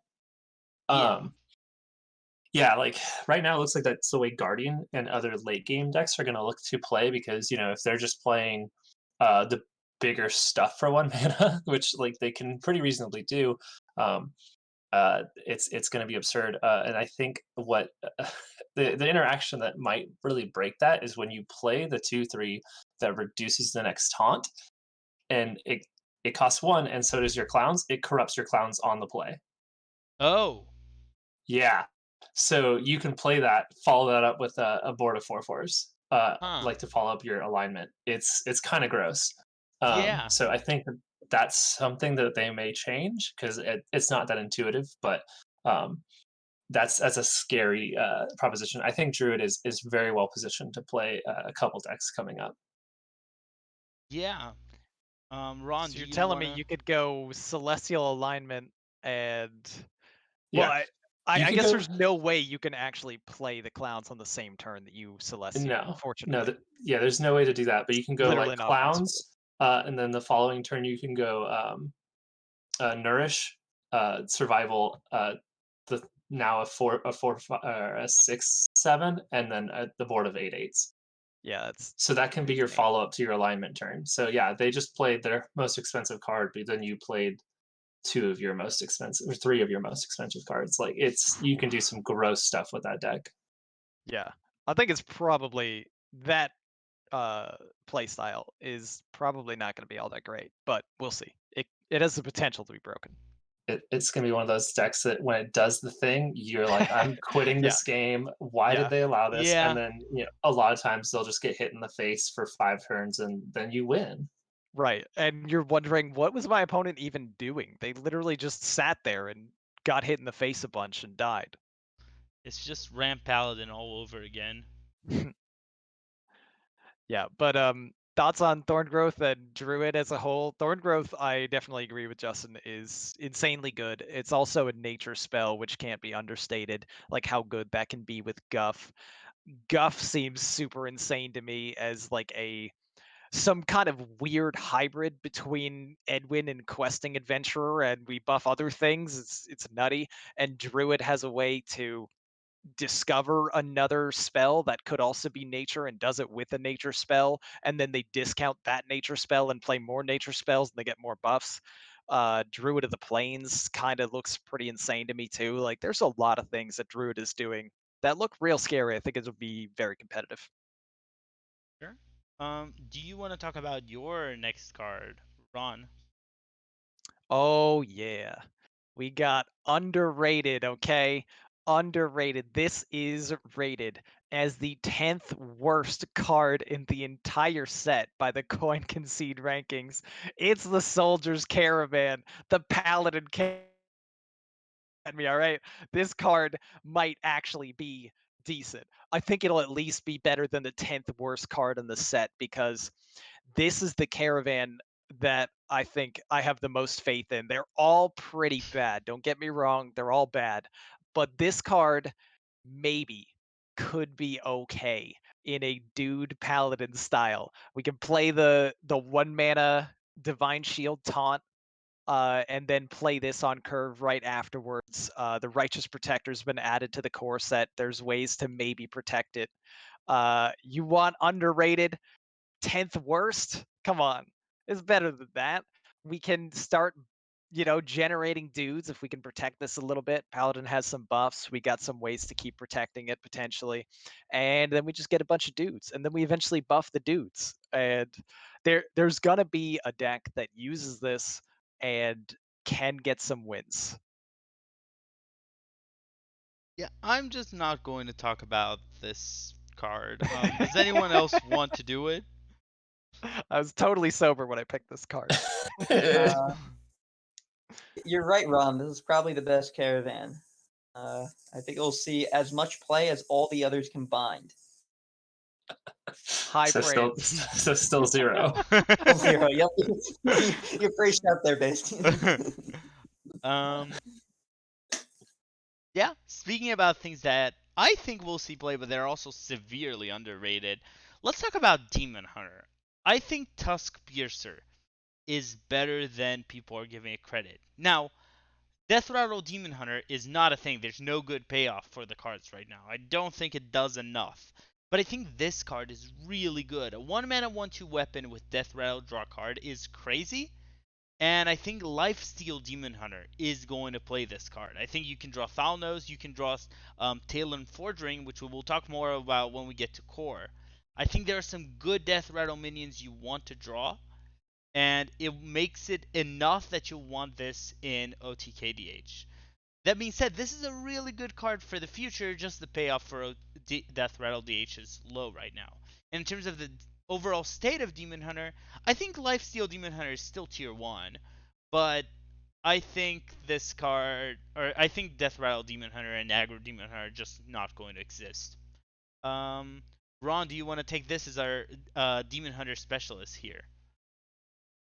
I'm just kind of overall sort of disappointed that there's a Death Rattle mechanic being printed for Demon Hunter because I wanted to see that for Hunter instead. Yes. Um, like they're in that early stage still. Demon Hunter is very, very new as a class to Hearthstone, and they're exploring more things that can be new archetypes for Demon Hunter. I don't buy it with the Death Rattle stuff yet, but would be good in the Death Rattle thing. It's the card that doesn't use any of the Death Rattle support they printed for this expansion. It's the one that tries to pull other stuff like Thalnos in the Lifesteal Demon Hunter just to get some tutor draw. I could see it maybe being okay. Demon Hunter as a whole, I think, might be a little bit better leaning into like one of those sigils and the rank fury thing and just keep trying to beat you down. Um, because we still have Skull, but it's either that or it's OTK Demon Hunter, which, can still just do its crazy stuff. All those Death Rattle things, they just like pull the other Death Rattle things that pull the other Death Rattle things. Maybe that's a way to like get your hand to outcast easier. I don't know. I just don't really see it. I think Demon Hunter looks kind of overall weaker this expansion with the cards that got printed. Sure. Um, so, Base, do you want to add anything on Demon Hunter here? So Demon Hunter overall, I think it's just going to keep doing the same things it's been doing. I think that it's cool to see Demon Hunter get its second bad archetype. We got tokens, now we got Death Rattles, so they're on their way. They're getting bad archetypes. That's good to see. Specifically, this card, It's probably the best Death Rattle card. And if we're drawing Coil Fangs, okay, count me in. That is something I'm Nice. interested in. If we have a reason that we want to be drawing Coil Fang Warlord, yeah, I'm in. But otherwise, Demon Hunter's just going to keep doing what it's been doing. Sure. Any thoughts you would like to add, Justin? Yeah, I would agree with what everyone said so far. I'm not really sold on this card in OTKDH. Yeah, I think Thanos is the only Death Rattle you run, and even some lists this expansion didn't run it. Maybe you're more likely to run it next expansion with stuff rotating, though Sigil of Flame looks quite good in that deck too. Mm-hmm. Yeah, it'll probably still be a playable deck. And in terms of Demon Hunter as a whole, like Lifesteal Demon Hunter feels so meta dependent in its power. Like if there's tons of early like token based board, like if Gibberling Druid rides, it might get a lot better because it's all of its reactive tools. It has to line up quite well into decks like that versus decks like Broom Paladin popping out 8/8 Divine Shields in the mid game. Not quite as good. I played Wild for the first time this month, and I got bored and was playing just some 30 card standard OTK DH in it, and I was climbing with it on like a nutty win streak from 2,500 to 1K Legend, and it was just somehow the deck felt even better in Wild than Standard. I don't know. It was probably just my small sample size, but like somehow the Wild decks were like committing harder earlier, and there were no big, no big giants for me to worry about removing. So. Sure. I'm not sure how great Lifesteal DH will be the expansion. I think it depends a lot on whether Broom Pally or Chipperling Druid is better or decks like them. Uh, Sure. but Soul DH is probably still playable. All those cards are still there, and I agree with you. Death Rattle is a meme, unfortunately. Sure. Baze, I think you should present both of your cards at once. Oh, absolutely. So one of these is a little bit more accurately rated, but we're going to talk about Watch Posts. I got Far Watch Post and Morshan Watch Post. Morshan Watch Post is definitely getting a bit more of the praise it deserves. But Far Watch Post is like what is that, 75 over the 135? Like this is a strong card. It is essentially a 2/4 with like pseudo taunt because you can't ignore this. Like adding a mana to every card you draw is going to hurt, I guarantee quickly. But like this is definitely a package that you're looking to just put into a lot of decks. Like if you don't really want to play minions, like early on, you can just play these and they have to be answered. They're overstated, so you're getting fair trades for them. You don't need to attack with them.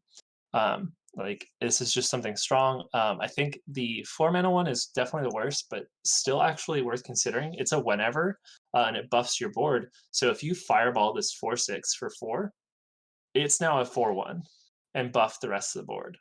So the watch posts are actually pretty reasonable. Like they do drop off a little bit late game, but they do have the added 7 mana 5/5 that just fills your board with 5/5s up to the amount of watch posts you've summoned. So there could be something with rally. It's but that is kind of a little messed up because your 2/2s are 2, and so you will miss out on the watch posts there. But getting back the 3/5 and stuff is interesting, and I think that this is just something that people aren't looking as its own archetype, but it definitely could be if it's got the supporting spells to back up. Sure. Um, Anyone wants to talk about the watch post? I think just I'll mention I changed one of my cards. I actually had Kargal in as one of my cards because honestly, I think this archetype isn't amazing, but it's good enough to be a package that will fit into a lot of decks. Just 2 Farwatch, 2 Morshans, and one of the Kargal. It's a good package for control decks, and it can be so annoying for aggro to face this on curve. So that being said, I want to open for Ron and Justin. Ron, do you have any thoughts on the watch posts? Yeah, I think these two are pretty good. I'm very much like not a believer in the 4 mana watch post. I think it's pure garbage. But the 2 and the 3 mana watch posts are pretty good seeming. Like the stats are good. They can't attack, sure, but they basically have soft taunt anyway because both of the abilities on these are obnoxious for your opponent to try to deal with. Um, I can see potentially like a watch post style deck being built or just run as like a little bit of a package with something else that wants to control and stall. Um, but they're solid cards, and I can see them get exploited.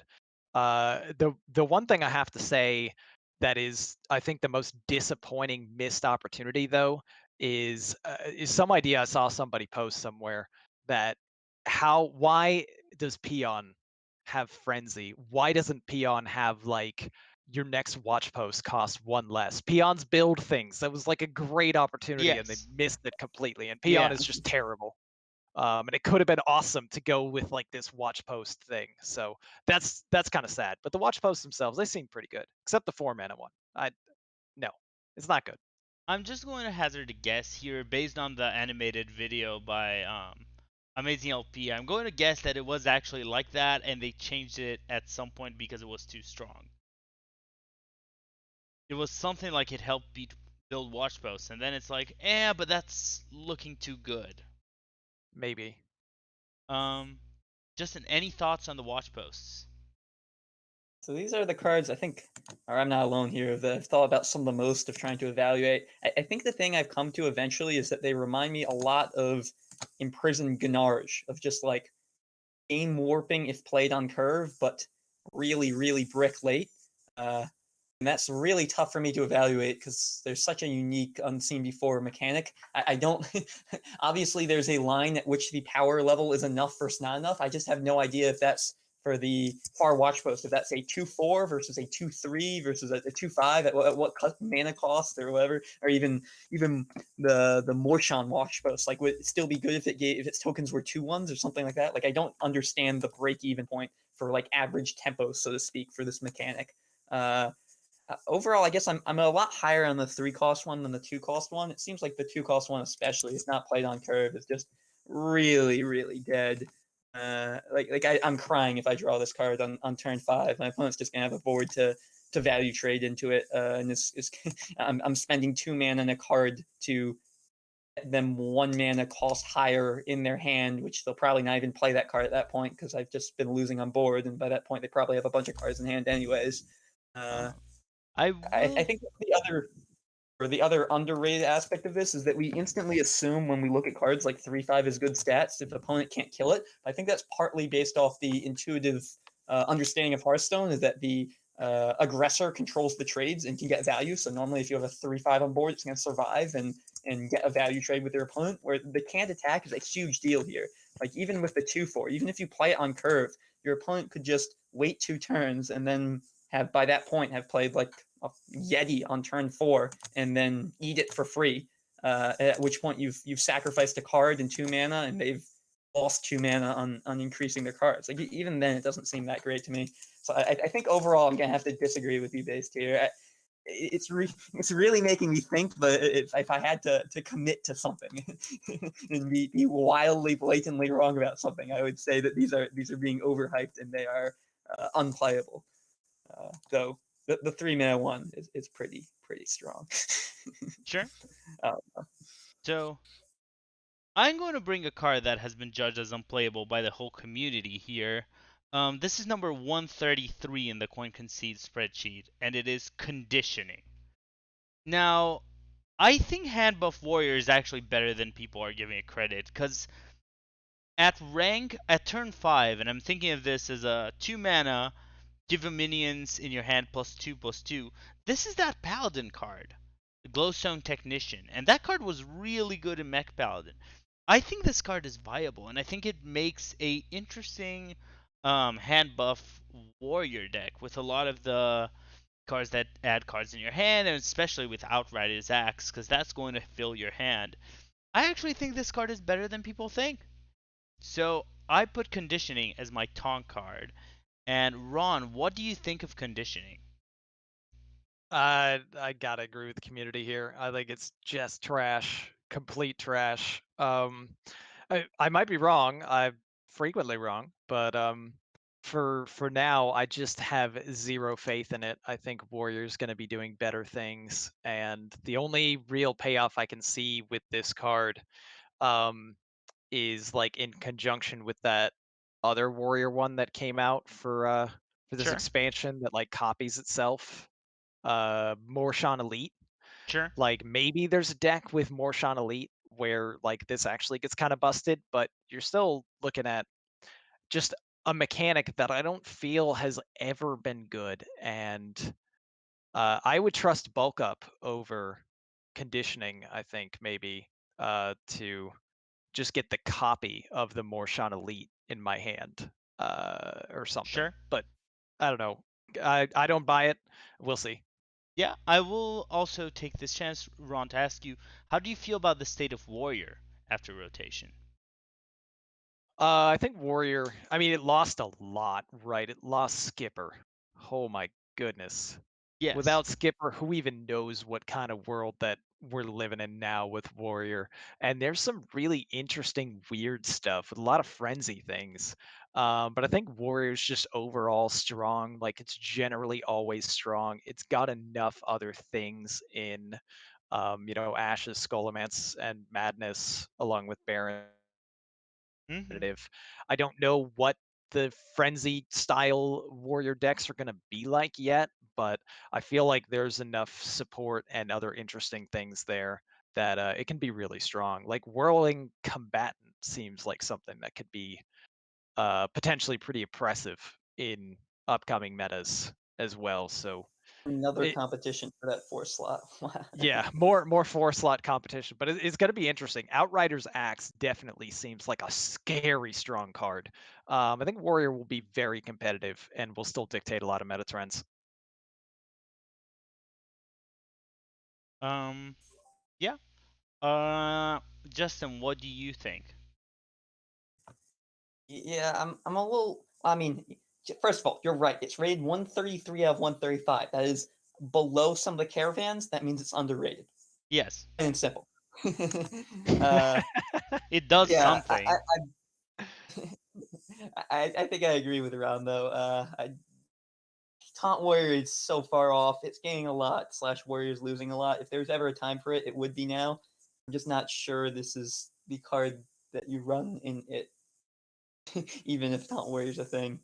But yeah, overall for Warrior class, it's losing a lot, but all the cards it gains seem like very playable. I'm very not sure how you're going to run it, if it's going to be some like frenzy mid-range finisher, or if I've already even heard people talking about how bad would hard-running faceless manipulators for Rattlecore still be if you have Outriders Axe as draw and still have some good armor gain.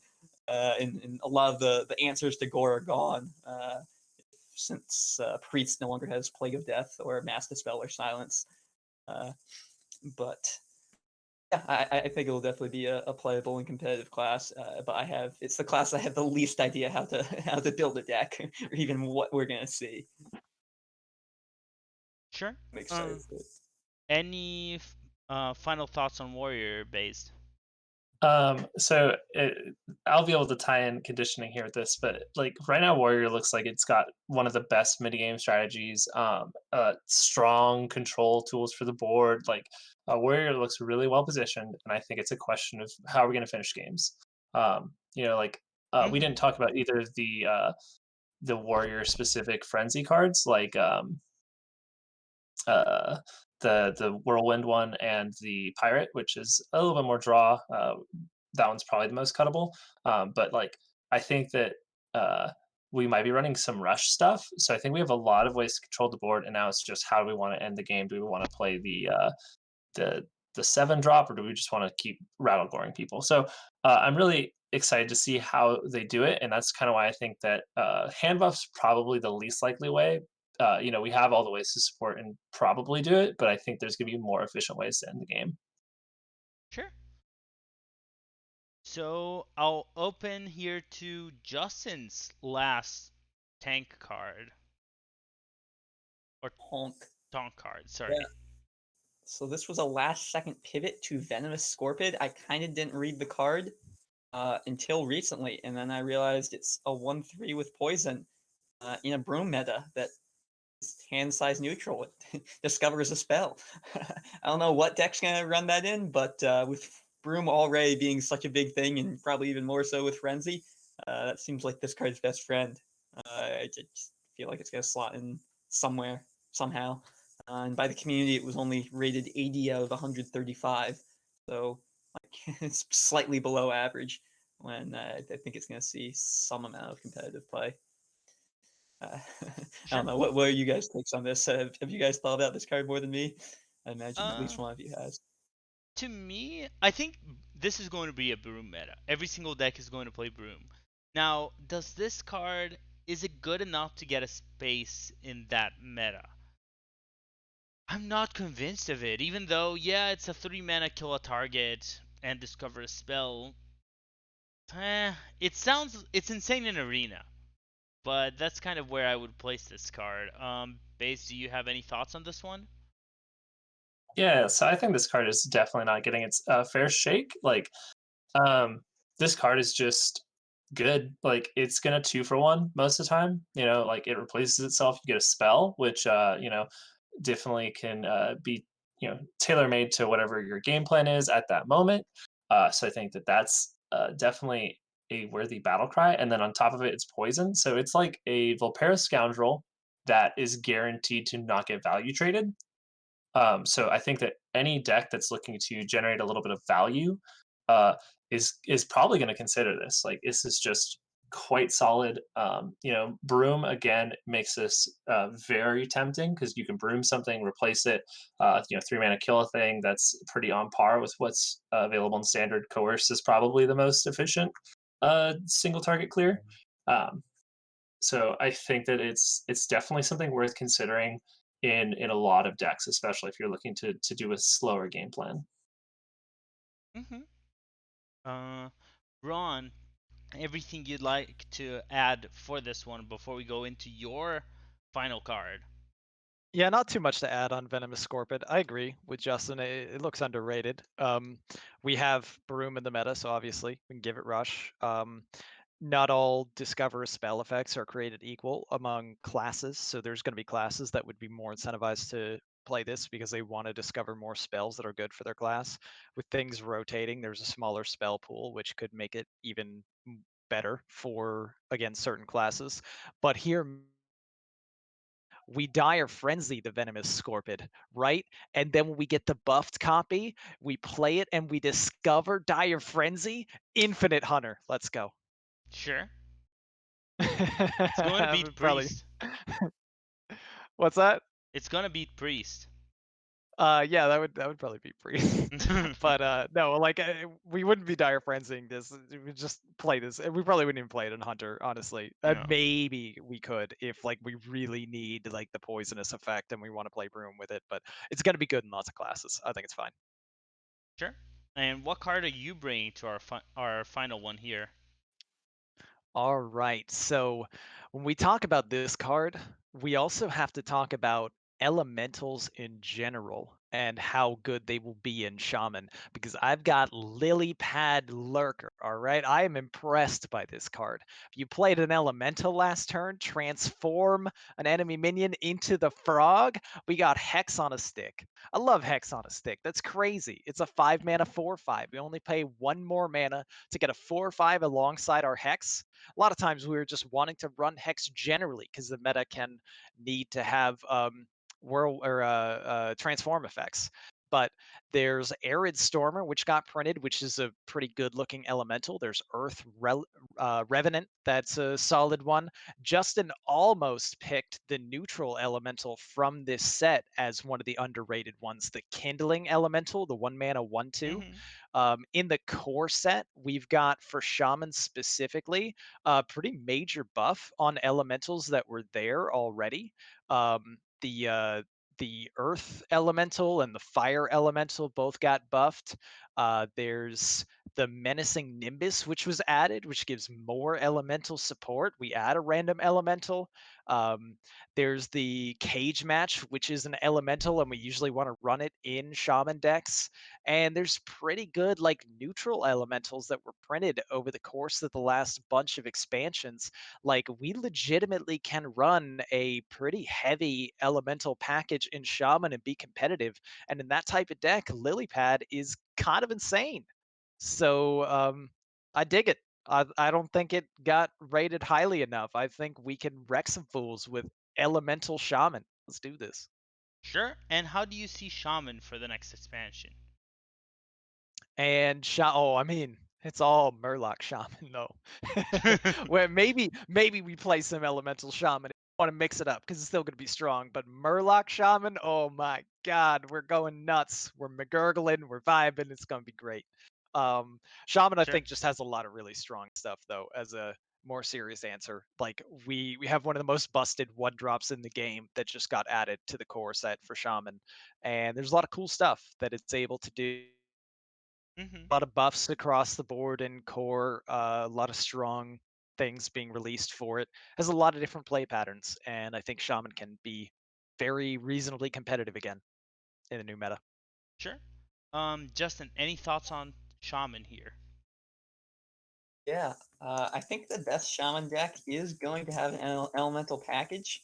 I wouldn't be surprised to see it there, but I'm actually not sure if it runs this card.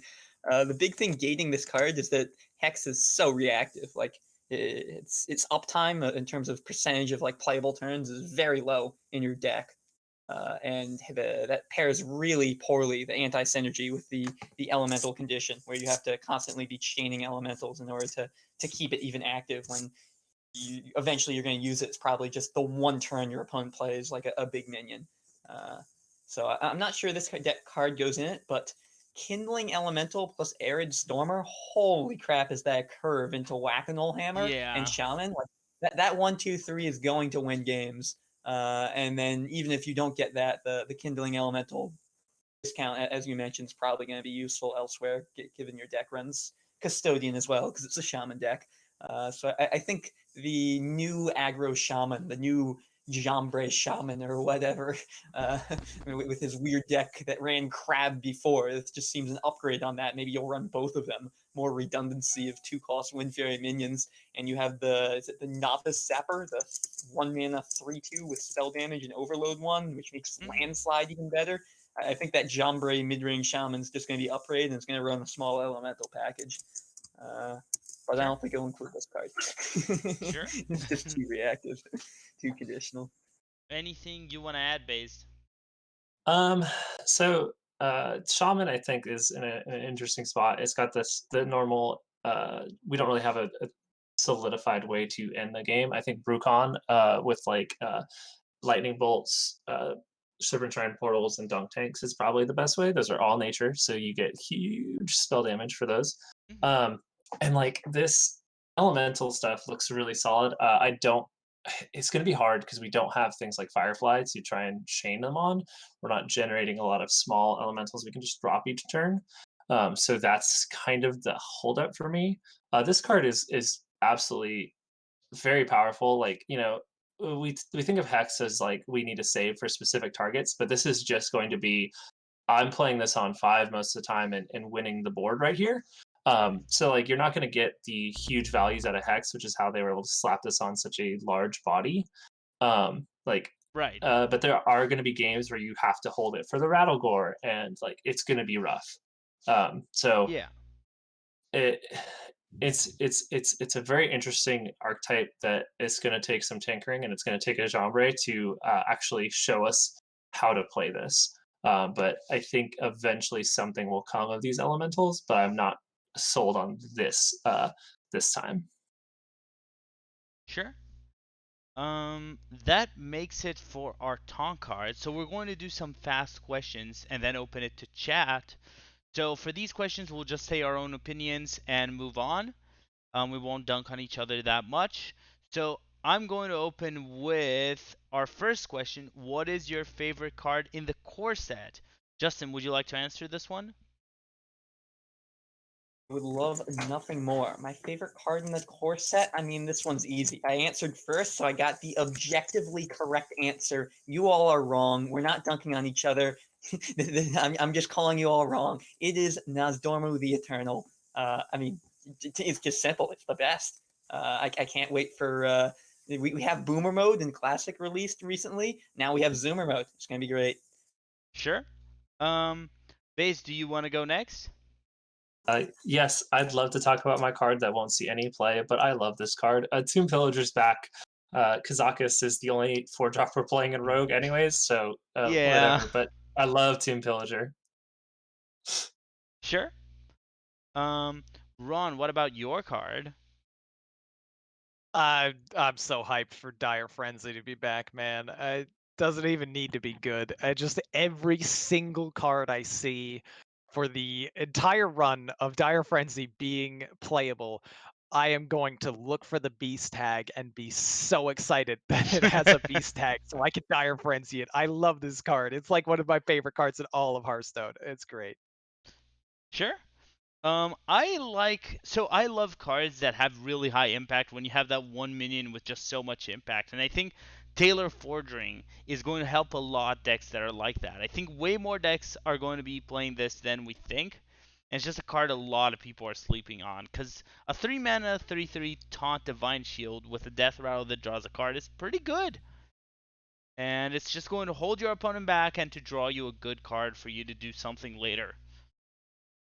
Um, as for our question number 2, Base, why don't you answer what is the deck that you think will be tier 1?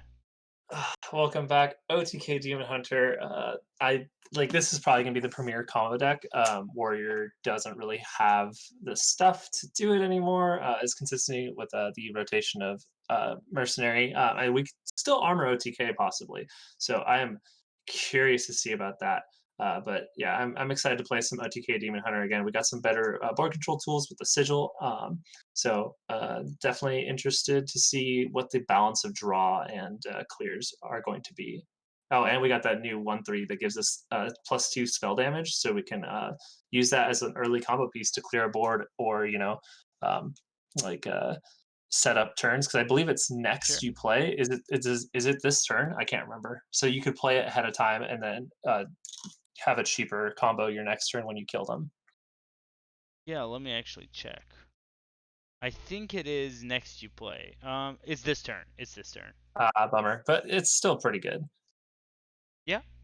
Um, so Ron, what is your deck that you think will be tier 1?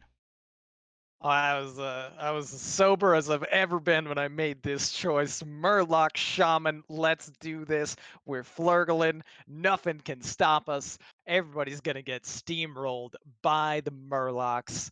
Murloc's gonna dominate this meta. Tier 1. You heard it here first. Sure. Justin, what are you seeing? I went very boring. Miracle Rogue. The exact same strong cards I talked about. I don't know what finisher. It'll be a thing. It'll be great. I'll love playing Hey Loser for another however many months until it's nerfed. Sure. Um, I have to say, I think there's going to be a mid-range paladin deck that's going to start with the secrets, play the 3/4, and then transition into dudes or something else. So I'm going to say mid-range paladin here with a secret early game. So something similar to Ungoro Murloc Paladin, which was such a fun deck, but something like that. Next question we have for our quick questions is, what is the strongest card from Ear of the Phoenix? So of the cards that are staying that aren't core set, what is the strongest? So I'm going to start answering this one, and I mean I already said it so many times. It's Broom. I am not even going to give an explanation. It's Broom. Shout outs to Mindrender Lucia, because that card pulls Priest together even when Priest doesn't have that much good stuff. But Broom is better. Justin, what do you think? I'll take the partner in crime to Broom, the card I just talked about, Penflinger. Hey, loser. Sure. Love Ron, what are you thinking here? Man, there's a problem with the whole Barov family, but I'm going with Lord Barov. What a dick, that guy. He just you think you have a cool board, it's looking nice, Barov shows up and just ruins your day. This card is a nightmare to deal with and will continue to be for a while. Sure. And Base, what is your card? Dark Glare is the best deck in the game because it's the best deck in Wild, so it'll keep something relevant in Standard while it's here. Sure. So we move on to question number 4. What is the best new card art? And a lot of possible ways to interpret this question. Justin, how did you see this one? Well, of course, I went to not actually talk about a card, but talk about the token, which is Hog. The hog that is being ranched. It's quite sad. I think that means if it's being ranched, it's being farmed and killed, slaughtered at some point. But we can enjoy it before it's taken to the slaughterhouse. Because boy, is that hog cute. It is really cute. Um, Speaking of cute cards, Baze, do you want to tell yours? Yeah, I got one of the best new one drops in the game. We got Spawn Pool Forager, and it's token Diremuck Tiny Fin. I love these cute little Murgles. The fat Murloc is so cute. Hmm. Um, Yeah, I went a bit of a different direction with these. I think Celestial Alignment looks amazing. It's just this nice nighttime scene in the Barrens, and there's a meteor aligning everything. It just looks so cool. It's the kind of scene that I would love to see if I was ever doing a hike, which I don't actually ever do. But if I was doing a hike, I would love to see this. Ron, what did you think? I also kind of leaned into the cute, and honestly, the only real answer for me is the hog that Justin picked. But just to have a different one out there, um, the caravan, the Murloc caravan, was pretty sweet. It's a cute one. I like all the different Murlocs in the art, so I dig it. We go with that. Look at all Ron these little is the guys.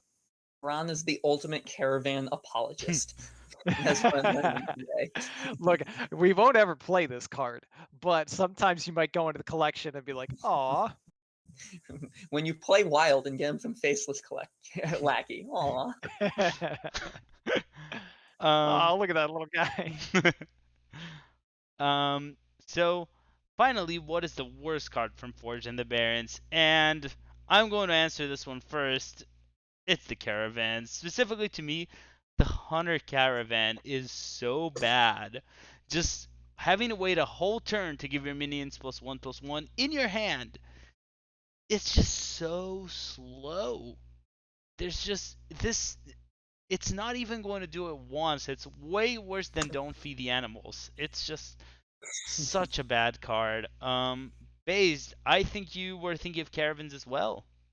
let's keep dunking on caravans. We got Soothsayer's Caravan. So you're expecting Priest to protect an early game 1/3 to get half of a Thought Steal? Pass. Yeah. Like, sure, we get a spell, but like, what if they don't run spells? You know, there's just a deck that has no spells, and now you get nothing. I mean, if it, like, even then, like, it's not gonna happen. Yeah. Ron, what were you thinking? Yeah, those caravans are awful. I almost to go a little bit different and I guess be our de facto caravan apologist. So my worst card is Crossroads Watchpost. The other two, yeah, I think they're pretty good. I think they're underrated. I kind of agree with Based. But this one, I do not want to spend 4 mana on this thing that can attack. It's so bad. It's so bad. Get it out of here. No, it's like the worst card in the set. Horrible. I'm not paying for that. Sure. And Justin, what is our final card here? So again, I could have gone any number of caravans, but instead I chose Imp Swarm, the Warlock rank spell. It starts out as a 2 mana 3/2, and then after 5 mana it becomes 2/3/2s, which is still pretty bad. And then after 10 mana it's 3. It's not like the lowest power level in terms of like score and arena. It's certainly better than some of the others, but it's just so uninspiring. Like there's never gonna be a deck in which I want to put this in. Fair. They printed Omega Agent how many years ago, which saw absolutely zero play, and now we get like a reprint of it basically. I don't know. This is just on curve Demon Bloodfen Raptor, easy. Yeah, Jamming in wait, every Warlock deck. is Bloodfen Raptor no longer in standard? Right? They took one of them out. Yeah, Bloodfine's gone. Like, oh my gosh, never mind. This card's goaded. Okay, now I'm changing my answer. This is Zeph and Zoo. Like, when you play Zephyrs and Zoo, this is the same thing. So everyone does that because Hype. Someone hit rank 1 legend with Zephyrus and Zoo. This is a perfect point, Taste. I agree 100%. This is better than Zephyrus and Zoo because you can get more Zephyrus Slate. Rue. You Um, play Zephyrus turn 5 in Zoo. This is just Yeah. strictly. It's a strict upgrade. So, with that being said, we did look at all the cards we wanted to look at and talk about. So, if you have any questions, since we went a little bit over time, we'll do 2 minutes of questions. Otherwise, while you write down any question you may have, Twitch chat, we just want to thank you for watching. I hope you had fun, and I want to thank Ron Mexico, Bazink, and Justin for coming here to talk to me about these cards. It's been a lot of fun for me. Oh yeah, I had a blast doing this, and it's always fun to talk about like new expansion stuff that we honestly never really have any idea what is truly going to shake out. So we can be spectacularly wrong, and that'll be fun to look back on too. Yeah. So, Yeah. Writing down predictions and seeing back how wrong I was every expansion is very enjoyable.